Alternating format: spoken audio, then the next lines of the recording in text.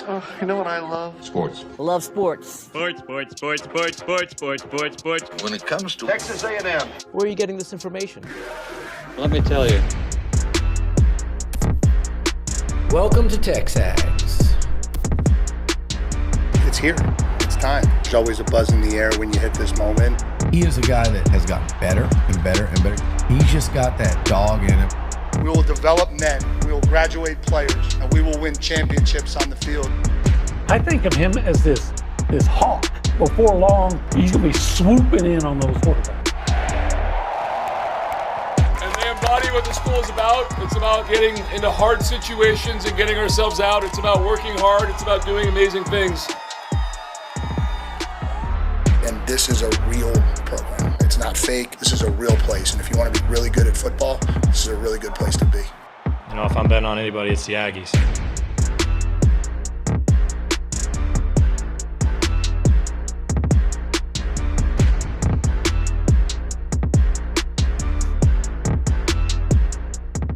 Something's wrong with my headset, OB. Good morning, buddy. How are you? Good morning. I'm doing well. Good. Talk to me, man. What do you think about Casey Concepcion going to the Cleveland Browns? Kind of one of the names that I saw mocked to him many times, or he was mocked to them. Yeah. Well, first of all, I'll say this. The Browns like A&M players. Don't they? Johnny Manziel notwithstanding. But look, I'm happy for KC. Quite frankly, if I was KC, I'd be really excited. He looked very excited. Yeah, look at that. I'm first-round pick. Look at that production value from Nick Savage, the executive producer of the day. But it's Cleveland. Yeah. Let me tell you where I have a problem with it. They still have Deshaun Watson, and I wish no success for Deshaun Watson ever. Is he still there? Yeah, he's still there. All right. Yeah. Shadur Sanders, I don't know how I feel about him. Yeah. I don't know. I mean, I've seen some things I like about him, some things I don't, but whatever. But you know who I like? Casey Concepcion? Yeah, but there's somebody on the defense I like a lot too. Oh, that Garrett guy? Yeah, Myles Garrett. Yeah, they like him. If KC is half as successful as receiver as Myles Garrett was as a defensive end, then is as a defensive end, then the Browns will be very happy with that pick. I'm trying to think, how many times have the Browns been in the playoffs since they came back? Once? Like once, I think. Maybe twice. So that's once or twice in 20-something years, 26 years probably. I think they came back right before the Texans, and the Texans were 2002, so call it 2000. That's not very good. No. But you know how you get better? You get people like Casey Concepcion? You get good draft choices like Myles Garrett and Casey Concepcion. They made the wild card in 23. They made the wild card in 2020. Okay, so they've had twice. A couple, and then 2002 they made the playoffs. So 3 times since 1994. They weren't around for a few years. Right. So is that when they came back, 94, when they gave them a... No, they left in 94. I think they came back in 2000. Yeah, okay. Yeah, they went to Baltimore. Yeah. And then because Cleveland wouldn't build a new stadium, so Modell went to Baltimore, and then they won a Super Bowl. Kind of like Houston, then they built a new stadium. Yeah. Yeah. But we don't want to be told when and how. We want to decide. We the people. Yeah. Actually, the people were very disappointed the Oilers left. And I think the people were very disappointed the Browns left, too. Did he leave in the middle of the night? Well, I don't know if they did that in the middle of the night. I know the Colts did when they went to Indianapolis. It was the Colts. Yeah. It was the Colts. Yes, you're correct. Anyway, the Browns got themselves a real dude, OB. Yeah, like a great player. And that video of him finding out that he was going to Cleveland, you could tell was a very special moment for him. Because sometimes you watch these videos, either they're emotional or sometimes they're like, I'm going to Cleveland. He looked like he was getting ready for a game. His head nods. Yeah. He was like, let's go. I'm going to Cleveland. Yeah, he's always, in the year we've been around him, he's always seemed to be a very upbeat, fun, happy guy. Yep. And I don't know how the people of Cleveland, how much they know about him yet, but they're going to be very happy the more they know him, find out about him, about what kind of player he is, kind of person he is. Exactly right. And he can cook for everybody too. And it seemed to be very popular that the belief on several draft boards was that Chase Basantis would go in the first round. He has not gone yet. Neither has Cassius Howell. They'll both be second-round picks. They should be second-round picks, yeah. In a perfect scenario, for me, I know what you want. The Cowboys would draft. Actually, I'd take both. Yeah. But in a perfect scenario, the Cowboys would draft Howell because you can't have too many pass rushers. Yeah. Especially when you have none. Well, Caleb Downs to the Cowboys. I love that. Reese and I were talking about this earlier. I never even entertained the idea that they could get Caleb Downs because, number one, I thought he wouldn't be there anyway. Right. I didn't know they were going to – they only moved up like one spot, but I didn't think he'd be there at 11. Number two, the Cowboys have, in the first and early rounds, have pretty much just ignored the safety position, even though when they've been at their greatest, they've had great safeties. From Darren Woodson to Cliff Harris to Cornell Green, when they've been great, they've had great safeties.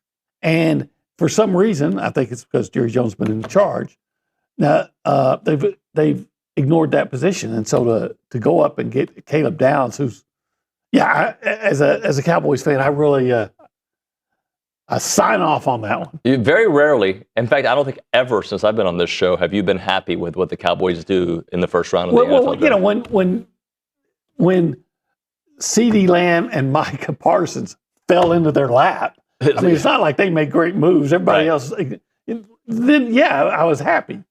But I can remember one time several years ago, they moved up in the draft to get Morris Claiborne, a cornerback from LSU, when Tyrann Mathieu from LSU was available. Mm-hmm. And I remember thinking, okay, I hope it works out, but you're going to move up. I'd watched LSU play that year, and I thought, Claiborne's okay. Yeah. Yes. But the Honey Badger was different. Yeah, I mean, but it was a safety. Yeah. Back to my point. So, so I'm very happy with that pick, Caleb Downs. They had a guy named Michael Downs years ago. Of course, he went to Rice, but he was a good safety for him, not a first-round pick. And Malachi Lawrence, how do you feel about that? I'm worried that not going to act like... A lot more Malachis recently in the world. Yeah, names get traction. I like biblical names, right? Yeah. So, okay. Besides, wasn't the villain in the Children of the Corn named Malachi, I think? I don't know. Okay. I just know Malachi Tony was really good. Yeah. Unfortunately, and Malachi Fields wasn't bad either from Notre Dame. I hope he's really good. But I'm afraid he might be another Taco Charlton. Yeah. I'm hoping he's another DeMarcus Ware. Because I was telling Reese, when they made DeMarcus Ware the first-round pick, I'm like, okay, I don't really know a lot about him at that time. He's at Troy. But I felt okay because Bill Parcells made that pick at that time. And I knew Bill Parcells knows football. Jerry Jones doesn't. So...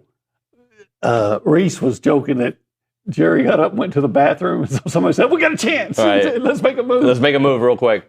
So, and Fernando Team had the first-round pick. Man, why do people hate him? I don't. Do people hate him? I saw a lot of hate. Him? I saw Sean Pendergast, a sports talk show host in Houston, kind of going after him. I don't know if there was a tongue-in-cheek thing. I saw several people they don't like how Richie Cunningham he comes across. Oh, that's I like terrible. it. That's terrible. A really nice, polite kid. Yeah, smart.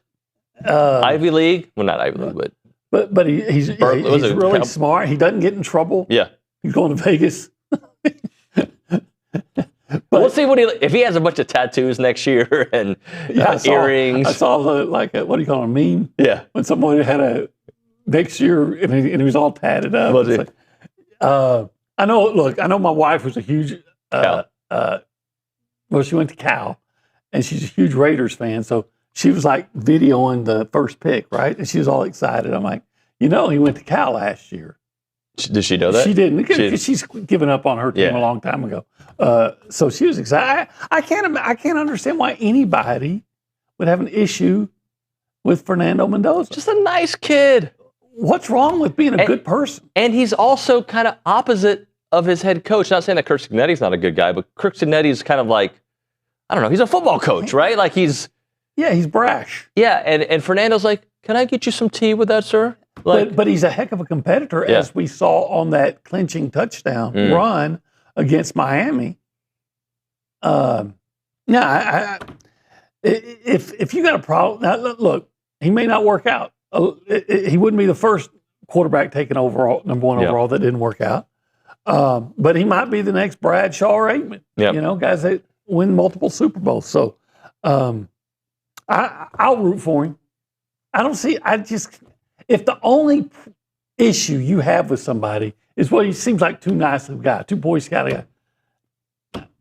Roger Staubach was a really nice guy that people say, he's too nice, and he just won multiple Super Bowls. Yeah.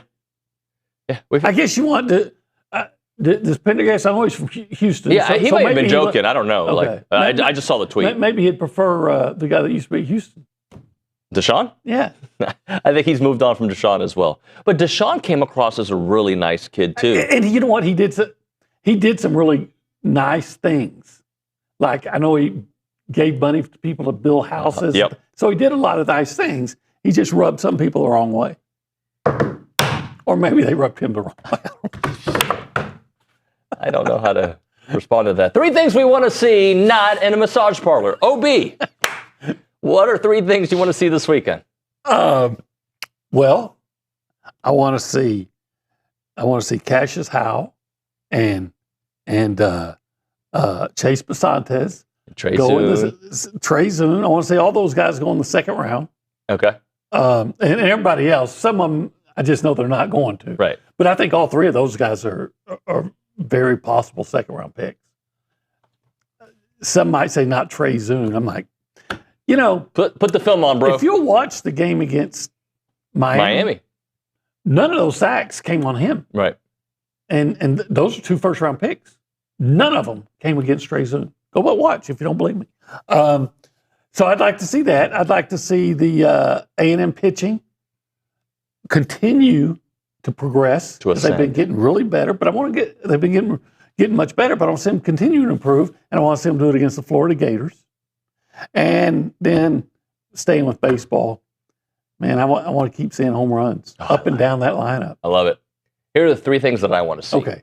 I want to see Shane tonight go a tad deeper, right? What did he do, 4 2/3 last game? Something like that. I'd like to see... Last 2 games, I think. Yeah, I'd like to see him go 5 2/3. Okay. Okay? An inning more. Just another inning, right? Sadeo. With the same kind of production, though, Of right? course. Well, he won't be out there. Right. The same thing. So I just a little deeper. Okay. Right? Make that bridge to the bullpen a little bit shorter. Okay? Yeah. All right. Yeah. So I want to see that. I want to see double-digit Aggies drafted. Yeah. I think Shireen said 9 was the number, right? Over under 9. Yeah. So let's. I was looking up. I think the most they've ever had drafted in a single draft since it went to 7 rounds has been 8. Okay. So let's break that record. The most ever is 10. The most ever is 10. Let's break both records. Yeah. Let's do it. I think if I might have to go back and look, double check, but I think when they had 10, their most ever, there was a player taken in the first round by the Cleveland Browns. There we go. Okay. Robert Jackson. The more you know. I think I might need to go double check that. Well, we have fact checkers in the back. And then softball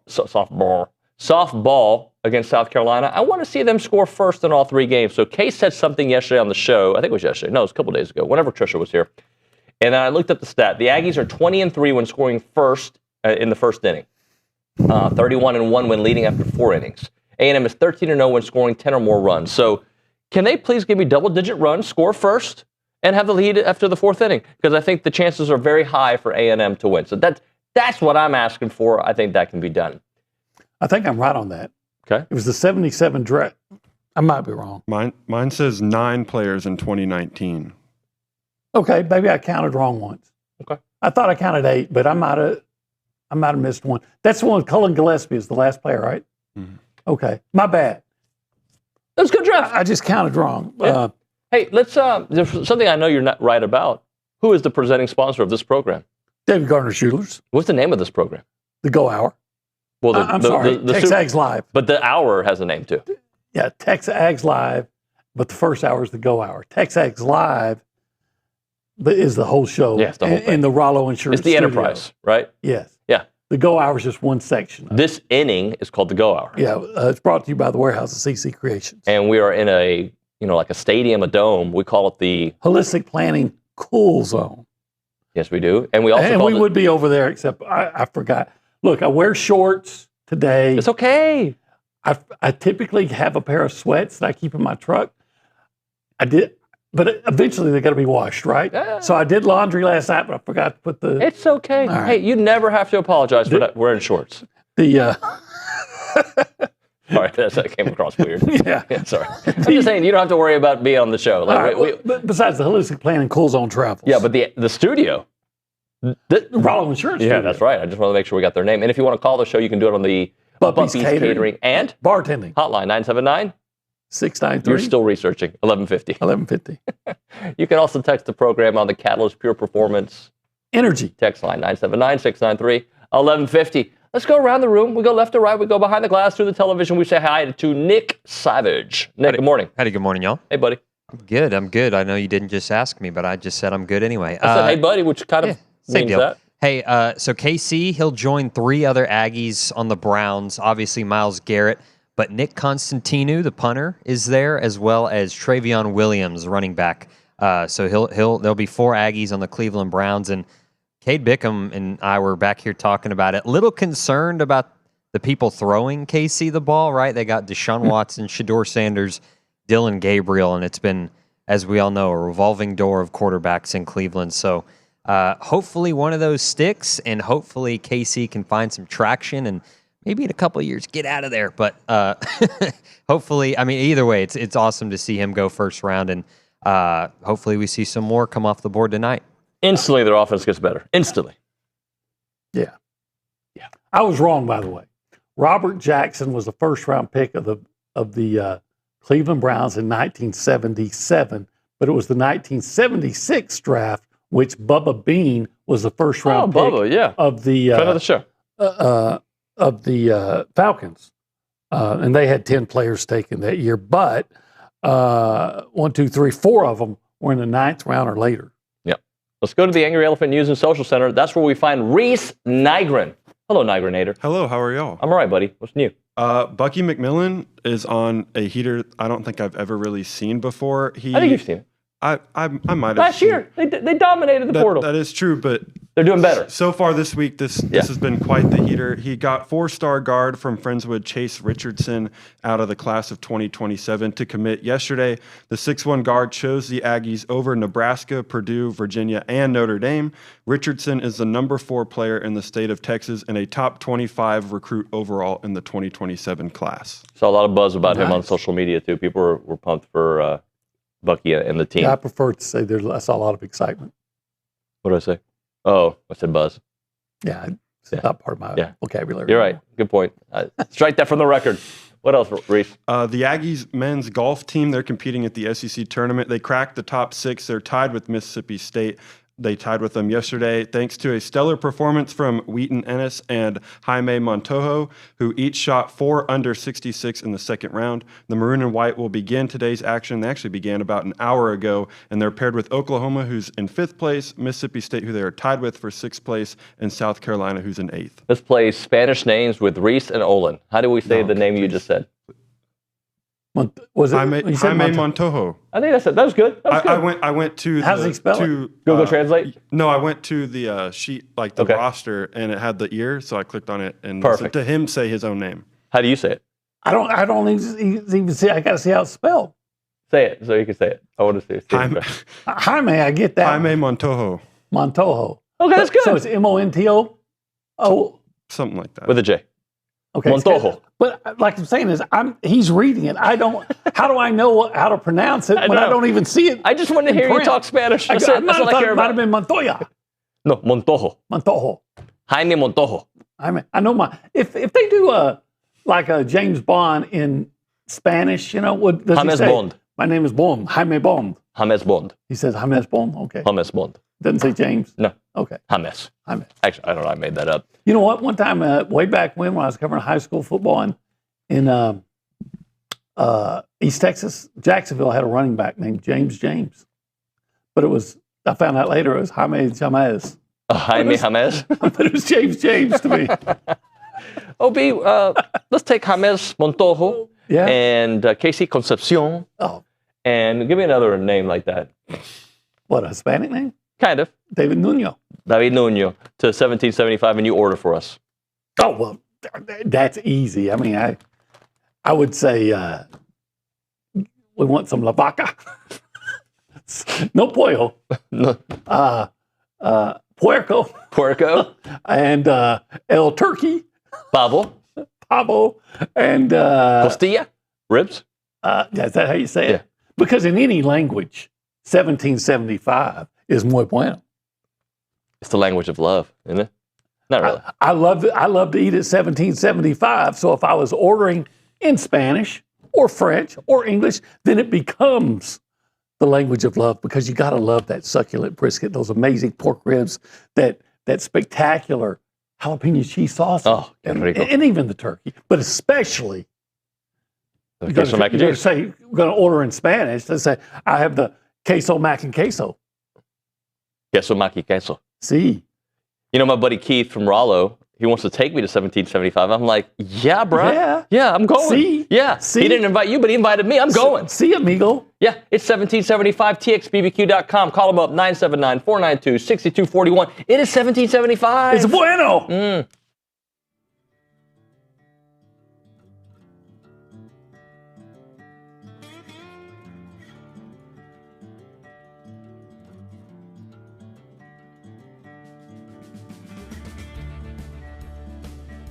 Hey everyone, David Nuño here of TexAgs Live. I want to introduce you to the team at Holistic Planning. Got Jason Barber here, Taylor Pankratz, and also Paul Meredith.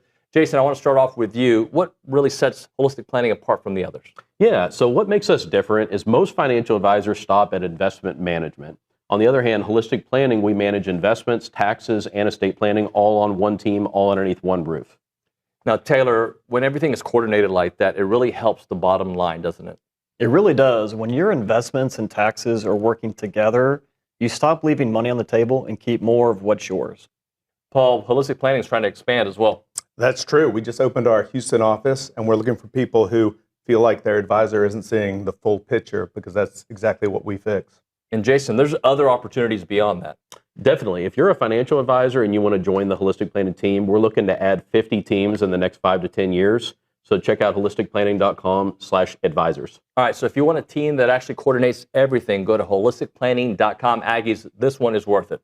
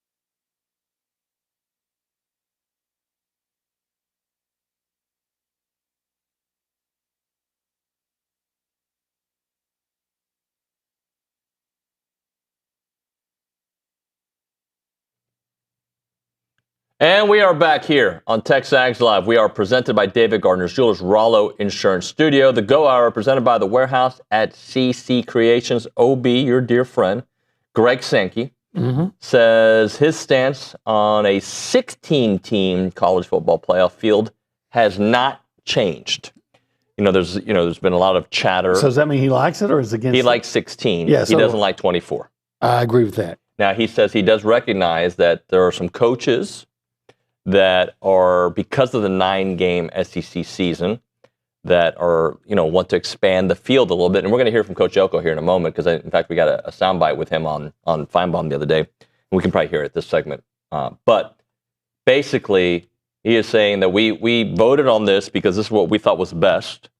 And we understand the stress that comes. I'm going to try to find the bite here. It says, the playoff created some stress for those who expressed opinions that I wouldn't have voted for that if I didn't know we were going to expand, he said. We put that all on the table. So I like 16. It's going to continue to grow, though, Obi, right? Like, it's at some point, it's going to be 24. And which, again, I think that's a mistake. First of all, 24 is too many, but if you're going to go 24, you might as well just go 32. Yeah. I've made it over and over to the point where people are tired of hearing it. My problem with 12 is that 8 teams have to win more games to win a championship than 4 do. And why is that? Well, why should you have to? I don't care what the NFL does. This is college football. You should be rewarded with home games. That should be the difference. But you should not. It's a game of attrition. Right. A lot of times, you lose a player to injury. Well, I got to play one more game. So that means that's one more game that I might lose somebody to injury. It's not fair. So if you're going to go to 24, go to 32. Well, let's hear Coach Elko on Feinbaum when asked about playoff expansion. Nick, do you have that soundbite? Here's Mike Elko earlier this week on playoff expansion. Yeah, again, I live on 2 different spheres of this. And so I said this before, as a coach who, has a program expectations to make the playoffs, I'd like it to be 50 because it gives us the best chance to get in. But I do think, again, for the good of the sport, I think we have to be careful that we're not making decisions for the wrong reasons. We're not knee-jerk reacting. We're not doing things just because we think it's the best path to better resources. But we're actually doing things that we think are right for college football. And I'm not sure how much that's actually driving any of the decisions right now. And I think that's a really scary place to sit in. I like that answer. I do, even though I'd like him to say, no, this one, I think we should just stick to 12 or 16. Right. And yeah, maybe we could make more money, but is that what's best for the game? And I know that's kind of where he's going with that. Just say it. Well, look, what he said right there is what I think we all want for college athletics with the transfer portal, with NIL, G League guys, but we just want what's best for the sport that we love, right? Mm-hmm. And what is happening right now is college football's never been more popular, but that doesn't justify, or that doesn't mean that we're doing things the right way. Like, you can have popularity and it still not be what's best for the fabric of the game. Oh, I agree with that. I agree with the fact that you have all these players that you have a Big Ten that stretches from one ocean to the other. Yeah. One coast to the other. I think it's not what's best for college football. I think college football is best when it's regional, and then we meet up. Yeah. But okay, that's not how it's going to be. Accept it and move on. But at some point, don't you would think that they'd say, all right, look, this is how it's got to be. Now we got to maximize what we can get under this format. But going to 24 teams, like it'll eventually go to 32. Remember, Mike Leach said, put everybody in the playoff. Well, then there is no playoff. Yeah, I mean, it's just like, well, when do you start? Right? It's not a playoff; it's a tournament, which is the same thing as a playoff. But you've got to typically have to get in. You have to qualify. And somebody would argue, well, you got to qualify for a tournament, whatever. I don't know if Mike back in the day was how serious he was when he was saying that, but maybe he was kind of saying that to kind of shine light on the absurdity of everything that's going on in college sports. What is the biggest you could see this in 15 years moving to? Is 32 the max number? Yeah, I would think so. I mean, if you have 24, you're playing the same amount of games as if you played 32. The same weeks. Right. And if you go to 24 or 32, you're only adding one more week. So what you're taking out is, I guess, Conference championship game? Which probably, which I hate. Well, Sankey said, he basically said, we have contracts. We're not getting rid of conference championship games. Oh, yeah. We've never seen a contract broken in college sports, have we? We've seen handshake deals broken for sure. And even then, we'll wait till the contract runs out. Right. I would still think that's a terrible thing for college sports if they get to the point where they're just eliminating a conference championship. Or maybe you still have a conference champion. You just, hey, whoever has the best record through, but what if 3 teams have the same record? Well, then we'll have some kind of computer to say, you're the conference champion. And of course, everybody's going to accept that and be happy with it. All right, let's hit a break. We'll hear more from Elko on Paul Feinbaum earlier this week. Right now, we're talking about Heritage Films. My buddy Chance McClain runs that company. He's not just a filmmaker. He's a person with an Aggie heart, and he loves telling people stories. He's done Broadway musicals. He's started radio stations. He's now capturing family stories, family business stories, and family ranch stories, and his team has an incredible track record of telling meaningful family narratives. He isn't just using a handy cam. He's got the most professional equipment out there. We're talking a cinematic experience that your family is going to cherish. Whether you're on a tractor or in a studio, he captures the authentic heart of your family story. And this is a premium service that delivers an incredible, lasting memory. If you want to preserve your family story, visit yourheritagefilm.com. That is yourheritagefilm.com, or call them up 713-893-8341. This is more than a business. It's a relationship built on trust and storytelling. It is Heritage Films.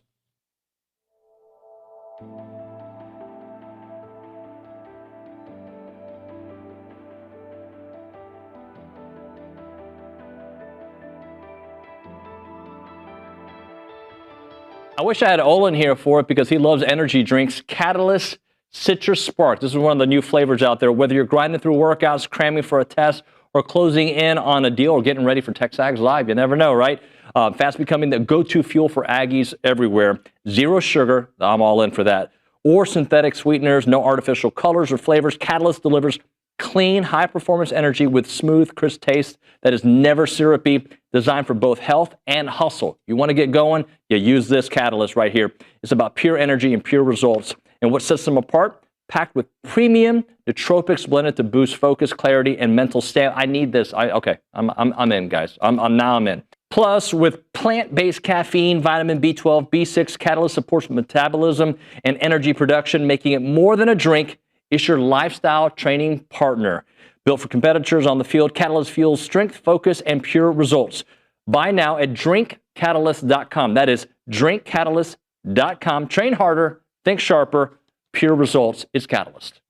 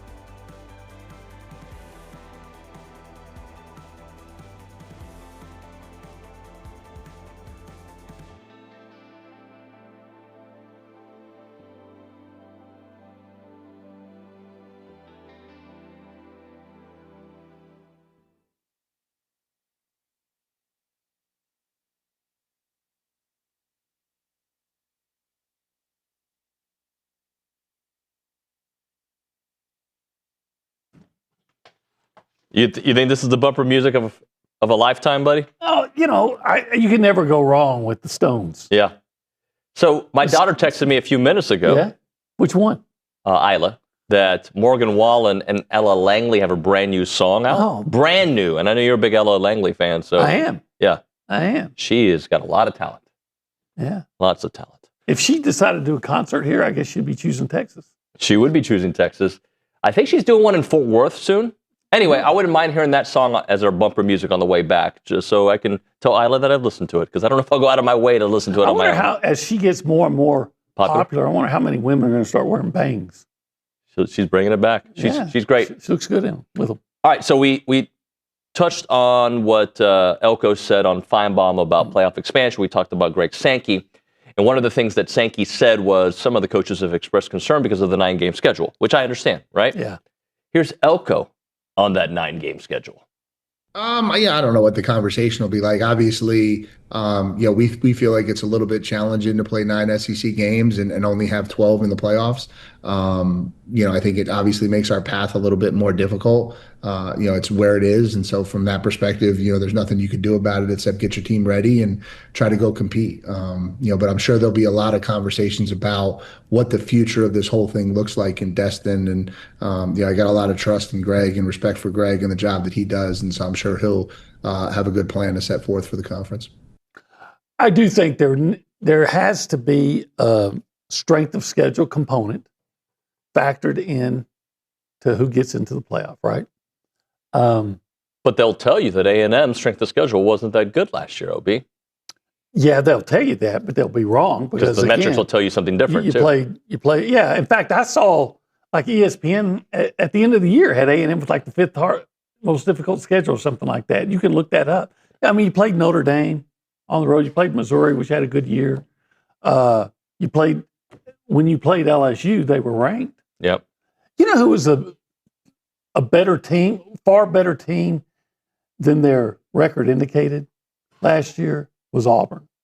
If you'll look at all, especially the first half of the year too. Well, they got hosed bad up at Oklahoma. Yep. They might have gotten hosed against Georgia. Remember, they were about to go up 21-0. Yeah. That game against Alabama was hanging in the balance up until I think it was Cam Coleman fumbled late in that game in Alabama. And even the A&M game, which to me, A&M dismantled them, it was a one-score game because of a mistake. Right. And there's some other games that they played that were very close. So, but I get it. You just look at the win-loss record of a team. Again, Florida wasn't good. They beat Texas. So you're going to tell me that the SEC, just getting through an SEC schedule, there are no easy schedules in the SEC.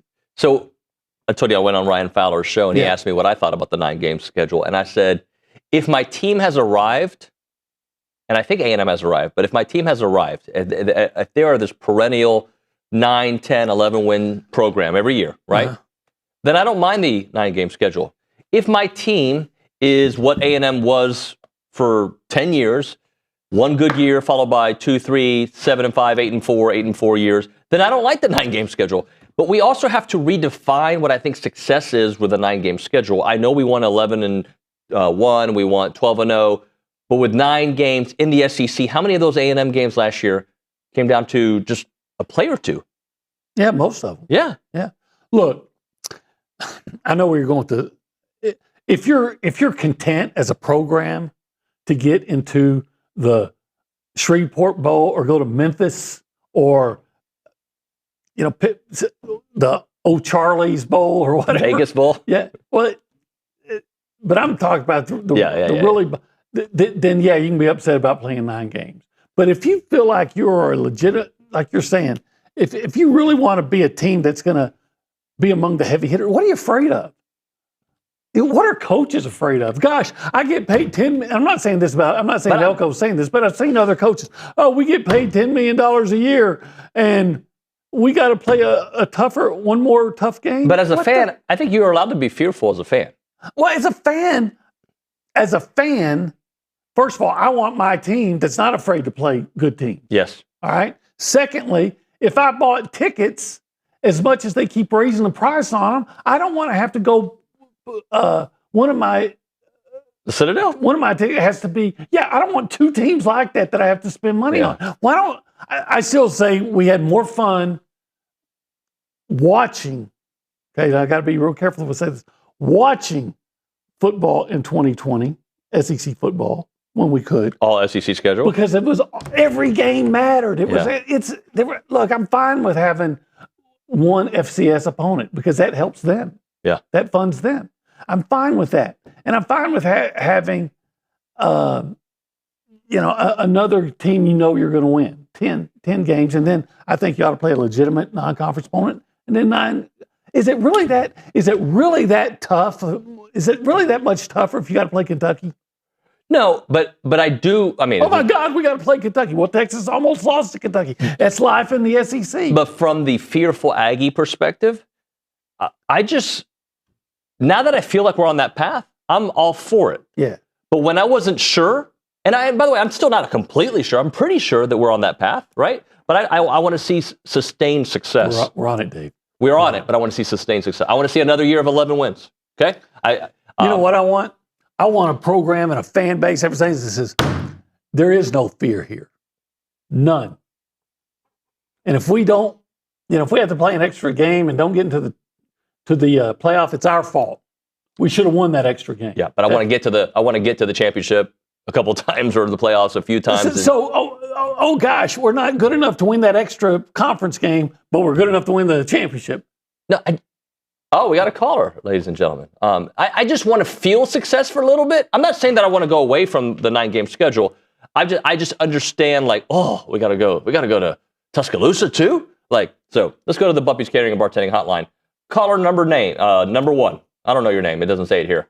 Hey, Ross. What's up, buddy? Hey, long time no talk. I agree with Olin 100%. We shouldn't be scared.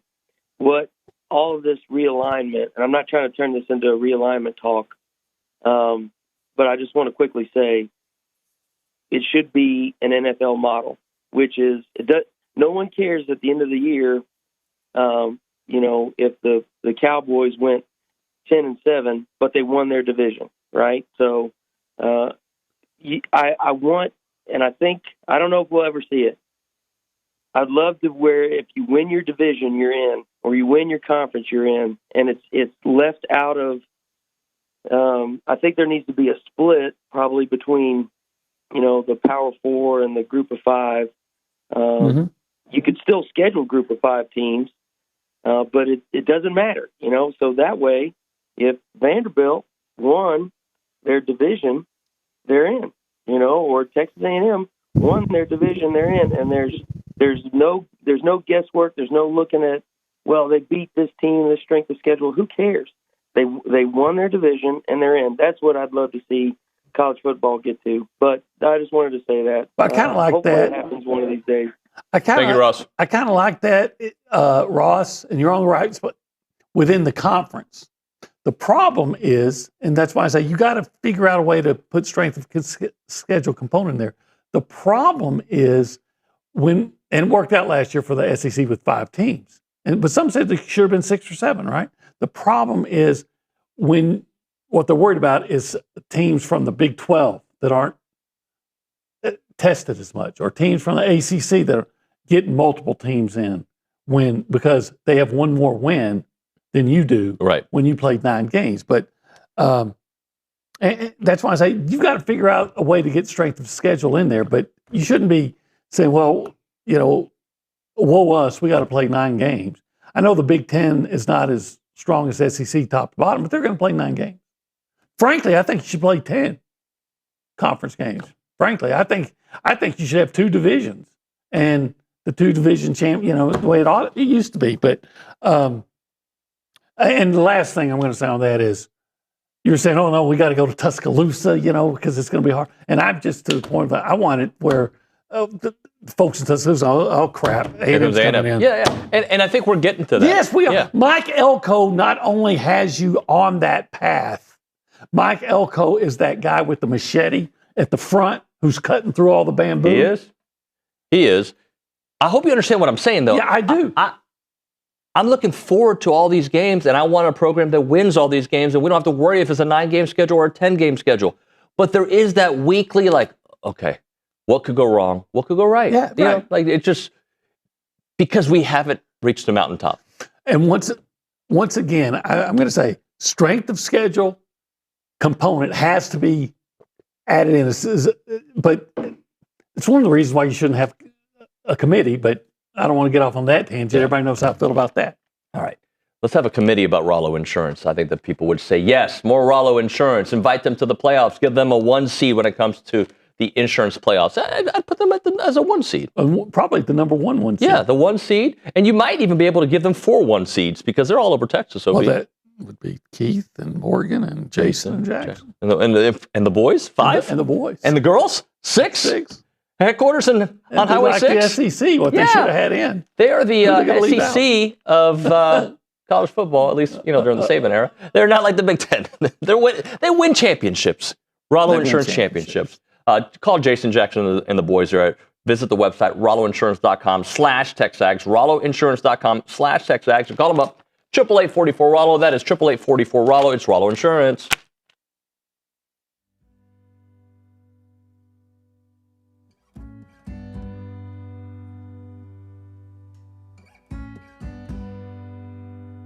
Everyone, David Nuño here for Allen Honda. Had a great conversation with them earlier today. John Allen's the owner. He's been here forever. And also their GM, Rusty Skinner, great guy. Wonderful conversation. They're super local. They're a family-owned dealership, not some massive auto group. And they treat their customers like family because they basically are family.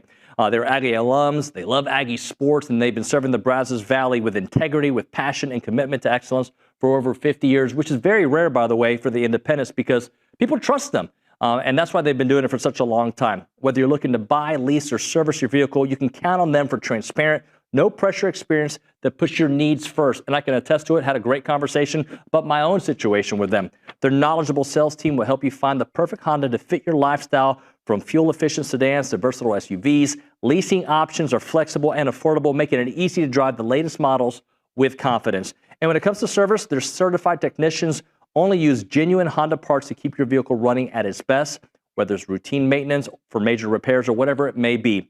And we know that trust isn't given, it is earned, and that's why generations of local drivers right here in the Brazos Valley and Bryan College Station keep coming back to Allen Honda. As part of the community with Aggie spirit in their hearts, they are here to make everyone's visit wonderful. So visit their showroom or their service lane and find friendly, efficient, and memorable situations when you go to Allen Honda. Come see why so many College Station and Bryan drivers choose Allen Honda for their automotive needs, and remember, gig 'em.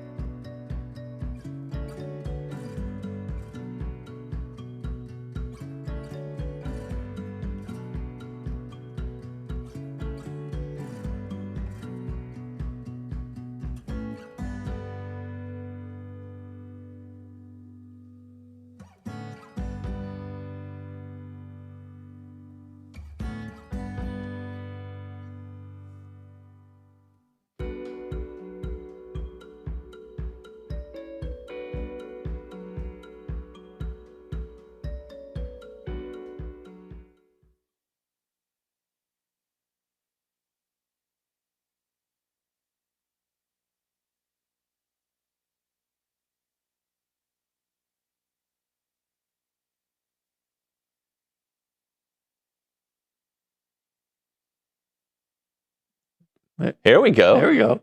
Ella Langley. I'm a fan. Yeah, I am too. I was there the day you discovered her. Yeah, I didn't even, never heard of her because I don't listen to the radio as much, or when I do, it's usually like Sports Talk.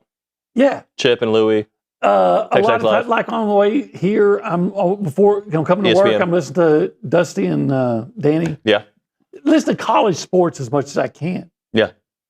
I'm glad we We're broadcasting during the break. It was a good conversation. Anyway, we were talking about this guy we know, Mike. Anyway, Bank on It, presented by Vera Bank, authentic relationship-based banking built for real life. Go see Joel Jackson and the team. Learn more at verabank.com. OB, what are you banking on? I need to come up with something different. Last week I banked on Chris Hacopian. And you were right. That worked out okay. Yeah, it cost him, a few teeth, but yeah. You know what? I don't know if he actually lost any teeth, but I'm going to bank. I'm going to bank on that A&M bullpen. Okay.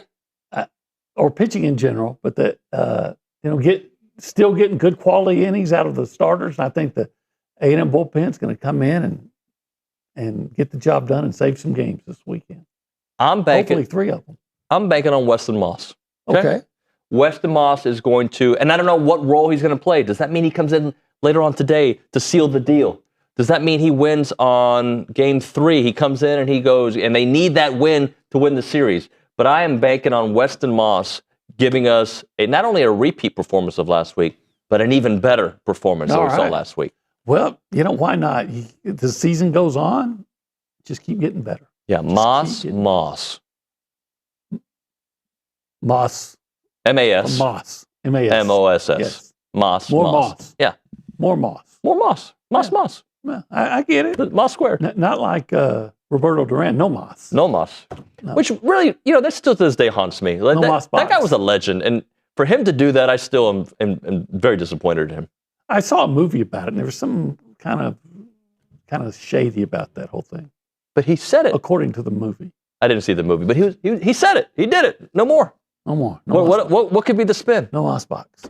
That I have to remember I'm trying to remember the movie, but he might have been given some things to eat or that might have been tampered with a little bit. Anyway. Might have been. I'm trying to remember the movie. It was actually a good movie, though. I think the guy who played him has become a pretty big actor. I don't remember who it is. I don't either. I just remember. Yeah. Do you have any idea what we're talking about? Did you know who Roberto Duran is? Hands of Stone? Manos de Piedra. No? He's a boxer. Roberto Duran. Great beard. Great boxer. Okay. Do you lost care? to Sugar I'll Ray. look into it. Yeah, I think you should. Beat Sugar Ray Leonard once, lost to him in the rematch. Sugar Ray. They don't make people Sugar Ray Leonard? You don't know Sugar Ray Leonard? I do not. Does the name Muhammad Ali mean anything to you? Yes. Okay. I know who Muhammad Ali is. George Foreman. Yes. Tommy Morrison. He knows George Foreman for the grill. Do you even know what the George Foreman grill is? He doesn't even know the grill. I'm just getting grilled up here. Yeah, you are. Name Mike Tyson mean anything to you? Yes, I know. Michael Spinks. No. Leon Spinks. Leon Spinks. Yeah. Beat Muhammad Ali. 93 seconds in Michael Spinks. Ken Norton? To you? Yeah. Ken Norton? Nope. How about Ken Norton Jr.? Nope. My God, who does he know? Apparently nobody. Ken Norton Jr. stopping Thurman Thomas on the 1 yard line? Larry Brown? Name sounds familiar. I'm just throwing random people at him. Yeah, Larry Brown. Which Larry Brown am I talking about? Yeah, right. There's 2 Larry Browns you could have picked. Maybe 3. There was a Larry Brown who was a really good running back for the Redskins back in the 70s. There was a Larry Brown that won at Kansas. Yeah, and we got to the finals with the Sixers. Yeah. Hall of Fame coach at SMU? Yeah, SMU as well. And many other places. And a Super Bowl MVP. Yeah. Look at that. For the Dallas Cowboys. Against the Pittsburgh Steelers, 1996? 5. There you go. 95 season, probably 96 year. This is called the More You Know segment. We'll do this more with you, Reese. Leon Spinks, do your research. George Foreman Grill, research that. It's TexAgs Live.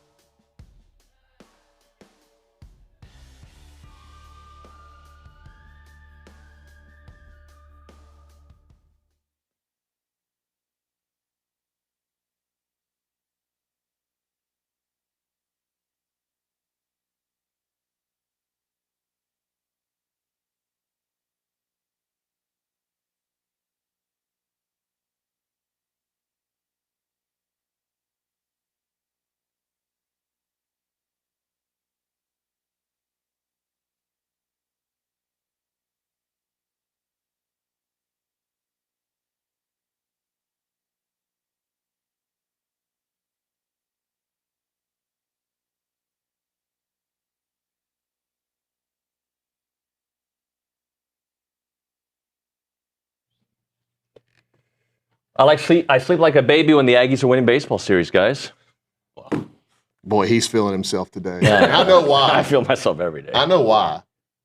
A big night for your people last night. Oh, Cuba Libre, vamos! Yeah. Mi gente! And I saw a video of him talking about Cuban food. Yeah. Like this or that. And he was like really high on tostones. Oh, I love tostones. Ropa vieja. Ropa vieja is fantastic, yeah. In fact, I'm going to have that tonight. We're going to Dallas for soccer, and we've already planned out our Cuban meal. Well, congratulations to David Nuño and the rest of the Cuban Americans. I appreciate that. He represents all of us. Polite, nice. Hopefully he doesn't go the Vegas route, even though he's there. He's an uber dork, but I like him. I like him. Yeah. Like he's authentic. And my favorite thing about Fernando Mendoza, I know we're here to talk baseball, but my favorite thing about Fernando Mendoza was listening to his teammates ahead of the national championship game. They all talked about how he was super authentic. Like they know he's a nerd, and he never didn't try to be a nerd. He was a nerd, and he was their nerd. And I think that does a lot to like a locker room and galvanizes your teammates around you. If you're just not trying to be something you're not. Well, we're a bunch of nerds on this show, and you guys are definitely baseball nerds. So we're going to talk about that here on the program. Number 7 in the country, top 10 in 5 major offensive categories, have won, 4 straight SEC series. Bronny, I'm going to give you the first word because I think I usually don't go to you first. State of the Union address with Aggie baseball heading to Florida. Yeah, it's another weekend in a league that's unforgiving and a run in to the end of the regular season that is the toughest in the SEC. And so now Richard and I talked about it on B Team is like the goals of this season have definitely changed from February 14th to today. And they have moved and they've kind of steadily gotten a little bit higher as A&M's won games. And so what you're looking at now is 12 more league games left, and how do you get to a national seed? Whereas a month ago, we were talking about how do they get in the tournament? Maybe they could have an outside shot at hosting a regional. Now we're looking at, they're number 5 or number 7 in the country, and D1 Baseball's got them projected as the 5th overall seed. How do they stay in that top 8? And so I think this weekend goes a long way to that. Because of the work that you've done already at 12-5, and you can make an argument they would have been 13-5 had they played that Sunday game against Texas with the way that they're swinging the bat and the way they swing the bat against left-handed pitching. You can make an argument that A&M would be 13-5. So I think as tough as this is, and I know the players and the coaches aren't thinking this way, but 6-6 will do it. Mm-hmm. I think 6-6 can keep you in the top 8 because of the RPI matchups you've got coming up. So it's a kudos to the players on this team and the coaching staff to put them in the position, but now you got to finish. You haven't done anything yet. They have not won a thing. They're getting a lot of buzz nationally. They haven't done anything. They've got to keep playing well. Richard? Yeah, obviously we're talking about the path to being a regional host and a top 8 national seed. That's all awesome, but I guarantee you, inside that clubhouse, inside that locker room, they've seen the SEC standings. They know where they are, even though they tell you that they don't. They're a half game behind Georgia. What's it going to take to win the league? I think that's where their head's at more so than just hosting a regional or being a national seed. And I think the path to winning the league is probably going to be 20 conference wins. Ooh, I think it's more than that. You think it's going to be more than 20? I think Georgia is going to go north. I think Georgia's going to go 22. 22. Anyways, 20 to get to 22 for A&M, that's 10 wins in their last 12. That's pretty astronomical. But just to get to 20, if it were 20, that's at the very least 3 conference series wins. That's pretty outrageous. That's pretty tough. So it's this league every single week, regardless of where the team's at in the standings, whether it's the top spot in Georgia or right in the midfield with Florida. They're supremely talented and capable of winning all 3 ball games. So you're going to have to go out, play clean, comprehensive baseball, which they have done over the last couple weekends, especially last week in Baton Rouge, just to get 1, let alone 2 or 3. And doing that each night will give you a chance to come back to College Station with a win, maybe 2, possibly 3, and keep building towards 6-6 or maybe even 8 wins. Scotty? I like that the schedule is balanced because everybody's playing Missouri. A&M played Missouri. Texas played Missouri. Texas Georgia gets South Carolina. I understand, but Missouri has to factor in there. If you miss both of them, that's tough. If you miss both of them, it's tough. If you get both of them, yes, that's very advantageous. That is advantageous, but you also have to be a game ahead of A&M, and as far as being in the standings. So it's doable, but I look at Georgia with Mississippi, Missouri at home, LSU at home, and on the road at Auburn. There's wins there. The way they're playing baseball, there's wins there. They can sweep those two at home. They can sweep LSU. They can sweep Missouri. There's 6. Now they just need 3 out of their final 6 against Missouri, Auburn and Ole Miss. Yeah. So I think that probably puts them away. But still, the fact that if you finish in the top 4 teams in the SEC, even if your metrics on your RPI weren't terrific, which I don't know if that's mathematically possible. I just think that you're going to be a team that has that top 8 national seed locked in, and that's what you can play each series knowing, hey, we got to go out, we got to win 2 out of 3, we got to win series, we can't give any away, and that leads to when you're this deep in the season, top 4 looks very attainable. And I think that's where A&M slots in as a surefire top 8 national seed. Scott, the fact that we're having this conversation on April 24th, a week left in April, right? I don't know if any of us would have predicted that a month ago, right? Like the fact that it's still that conversation, or not still, that we're having that conversation right now. Well, you know what? We have definitely learned that bashing the ball and scoring a bunch of runs in the SEC and being one of the best offenses is unsustainable. Until A&M does it. Georgia does it. If you're an offensive powerhouse, you do it. And then you let your pitching fall where it may. What we didn't know that they could replicate, they have replicated. And they're a little better because they're a little better offensively. And teams in the SEC are running regular SEC pitching out there, and they're going, this lineup is just eating us up. And that is the best tip of the cap to what the players and the coaches have done offensively, and they have got the pitching staff at a point where they know that if they go out and give up 3 or 4 runs, or maybe even 5 runs, they got a chance to win the game. Do you know every time out? Do you know who the top 5 pitching staffs in the SEC are in terms of ERA, David? I'm assuming Texas. Is Georgia one of them? No. Texas, Auburn, Florida, Ole Miss, Mississippi State. Sounds like we know those teams coming up. Well, you're going to see 5 of 6. Yeah. There are 5 of them in your last 6 series. 5 of those in the last 6 series, and the one series you didn't. You have Kaysen Evans, William Schmidt on Friday, Saturday at LSU, and I've been describing it as a freight train of arms out of the bullpen for LSU. Like what they ran out there, 12 of them deep, was insane. And they didn't throw their best one until Sunday. I don't know that anybody is going to have the staff that deep that LSU does in terms of arm talent. Florida's close. Florida's really close. So they got the starters though, right? There's an enormous challenge still for this offense.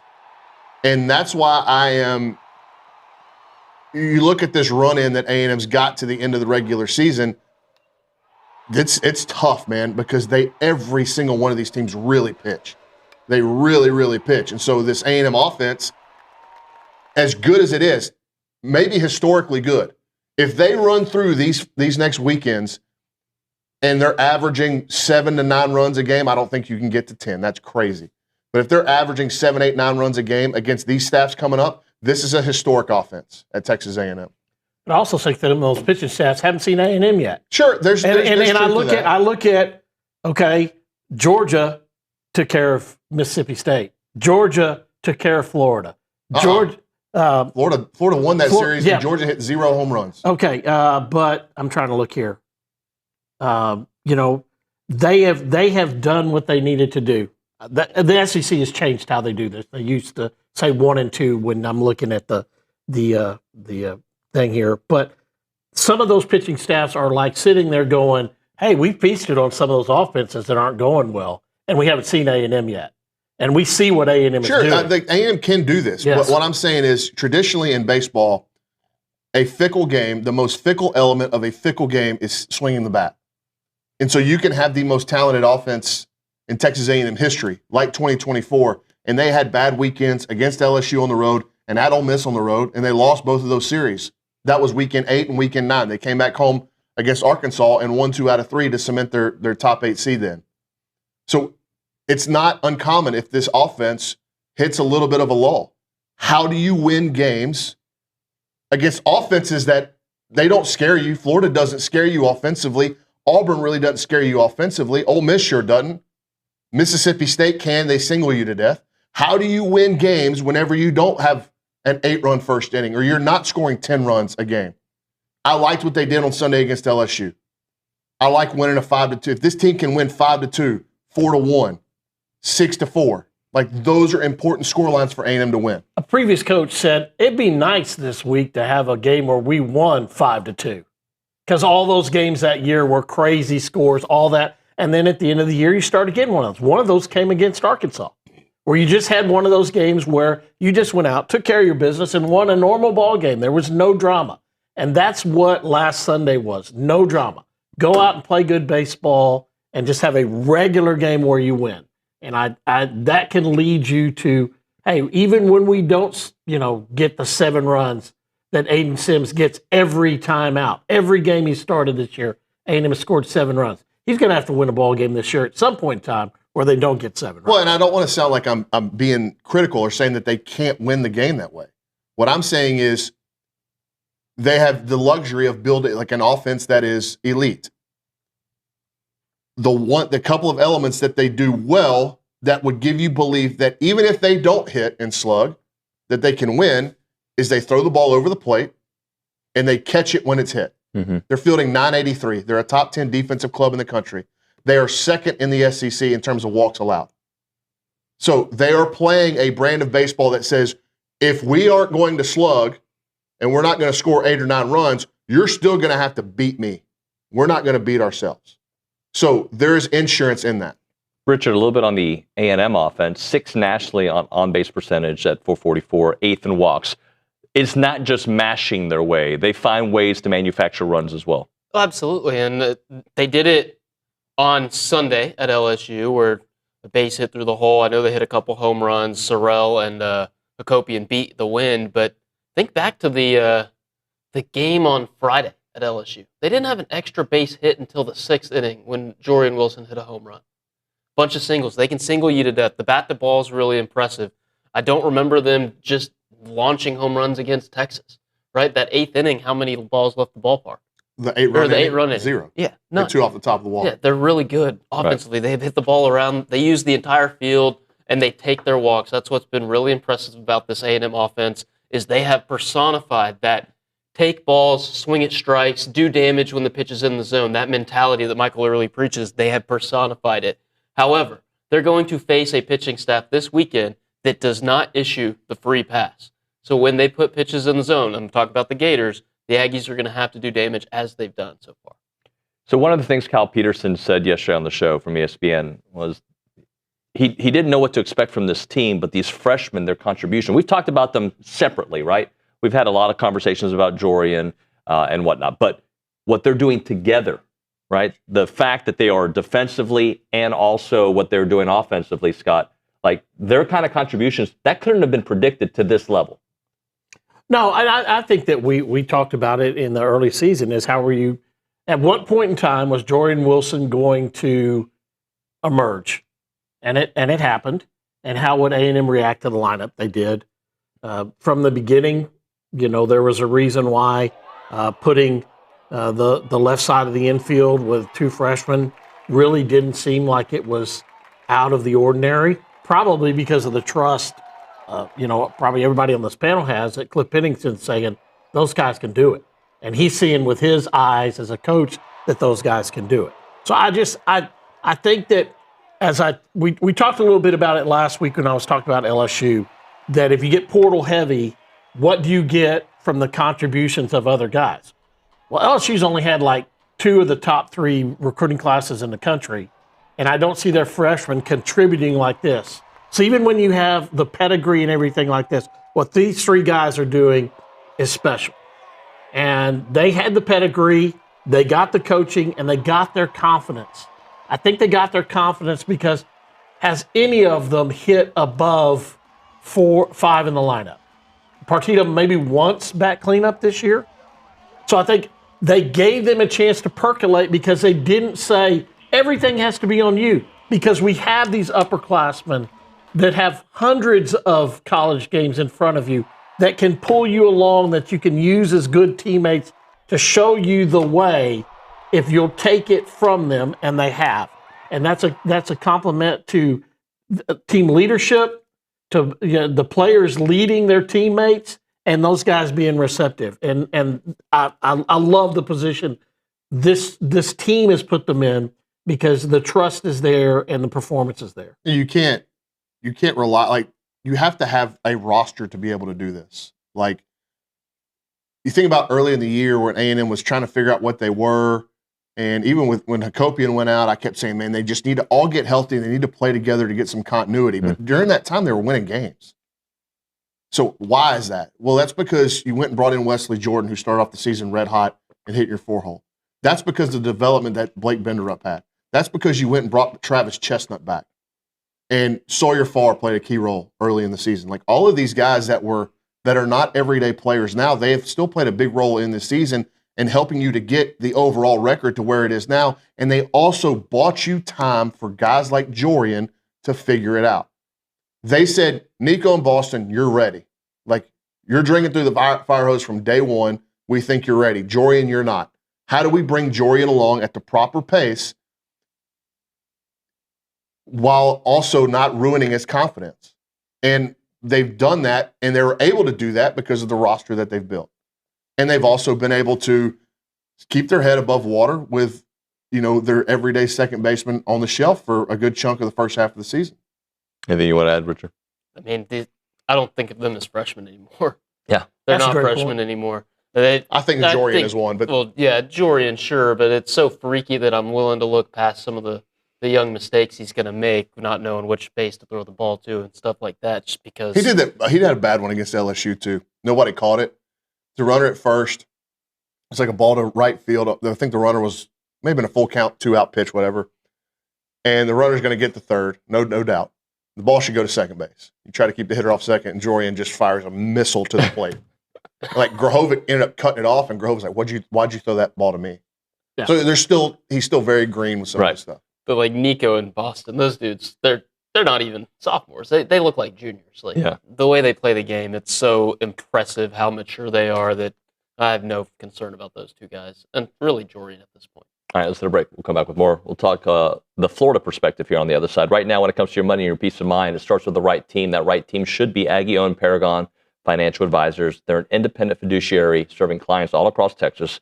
No commissions, no sales pitches, just trusted advice tailored to you. They have a team of 18 professionals, including 9 CFPs, a CFA, and a CPA, and their expertise does run deep at Paragon Financial. Credentials matter, so does your future. So visit paragon-adv.com or call them up 979-693-3907 to schedule your free consultation today. It is Paragon Financial Advisors. Integrity, expertise, and trust. Paragon Financial Advisors.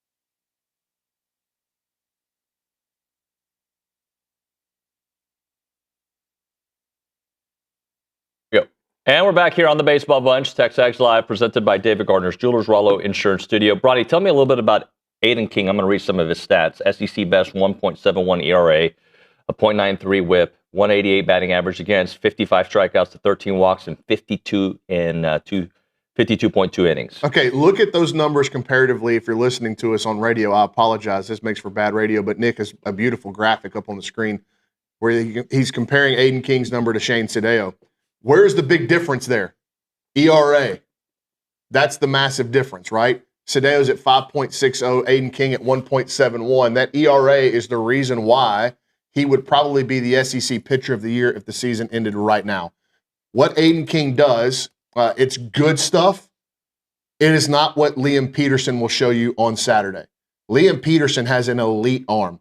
Aiden King is an elite competitor in the strike zone with a bunch of stuff that moves. So he gets, obviously the strikeout numbers are pretty good, about 1 an inning, but he doesn't, it's not like Case and Evans, or it's not like Liam Peterson that you're going to see tomorrow where they have just wipeout stuff. Aiden King competes in the strike zone with a bunch of stuff that moves, and he gets separated swings, and it just seems like when I've watched him pitch, the barrel percentage against him is not really high. And whereas Shane, when they do hit it, they're hitting it hard, right? He's getting a lot of strikeouts, but when they hit it, they're squaring it. For Aiden King, he gets a lot of strikeouts, but when you hit it, you don't square it either. And so that's a big reason why that ERA, all the numbers there look the same. Pump that back up, Nick. All those numbers there look the same except for the ERA, and that's why. The biggest difference between Shane Sadeo and Aiden King is not a stat that's on that graphic, and not to pull a Nagley on Nick's graphic because I think it looks great. Pull a Nagley? Yeah, Nick has a joke that Kay is always dumping on his graphics. That's a friendly banter between the two of them. But the whip numbers. Aiden King overall in the season, sub-1 whip. In conference play, sub-1 whip. Overall for Shane Sadeo, it's about 1.5. In conference play, it's over 2. Yeah, those are, so he's not walking people, and they don't hit him. Yeah, Aiden King, Kyle Peterson said it yesterday on the show. If the season ended today, SEC Pitcher of the Year. So real dudes you're going to see tonight, but then the guy tomorrow, Liam Peterson's going to be a first flip to that round. graphic. Look at Liam Peterson's strikeout numbers. 71 strikeouts in 50 innings.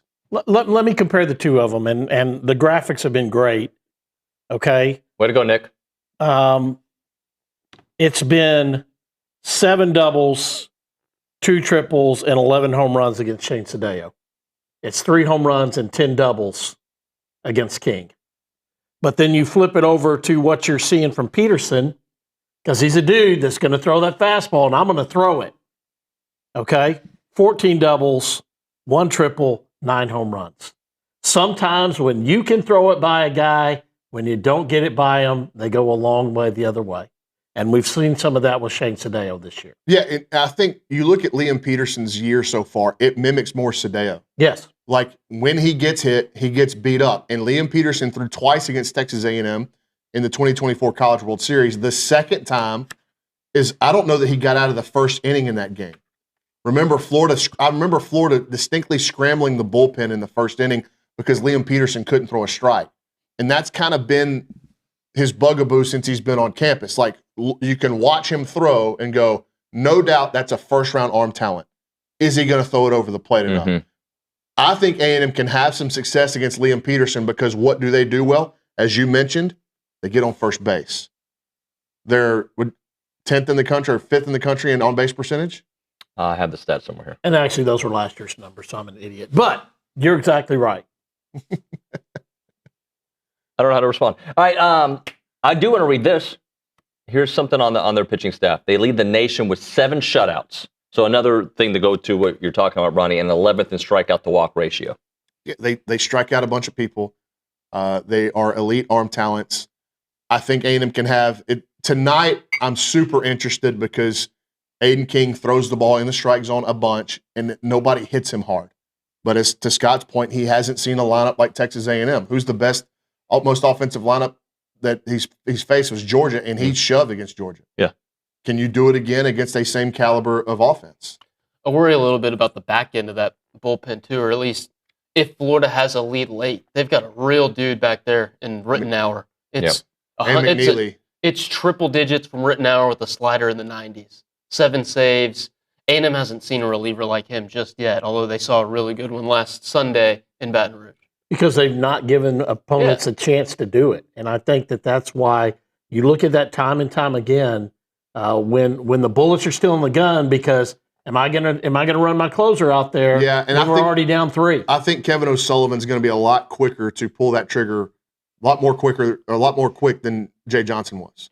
Yeah. Jay Johnson left Devin Sheeran in the bullpen until it's Sunday, and I have to stay in the game.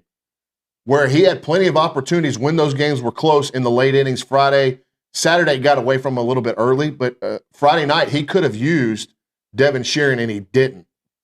And it came back to bite him in the end. I don't think Kevin O'Sullivan is going to wait.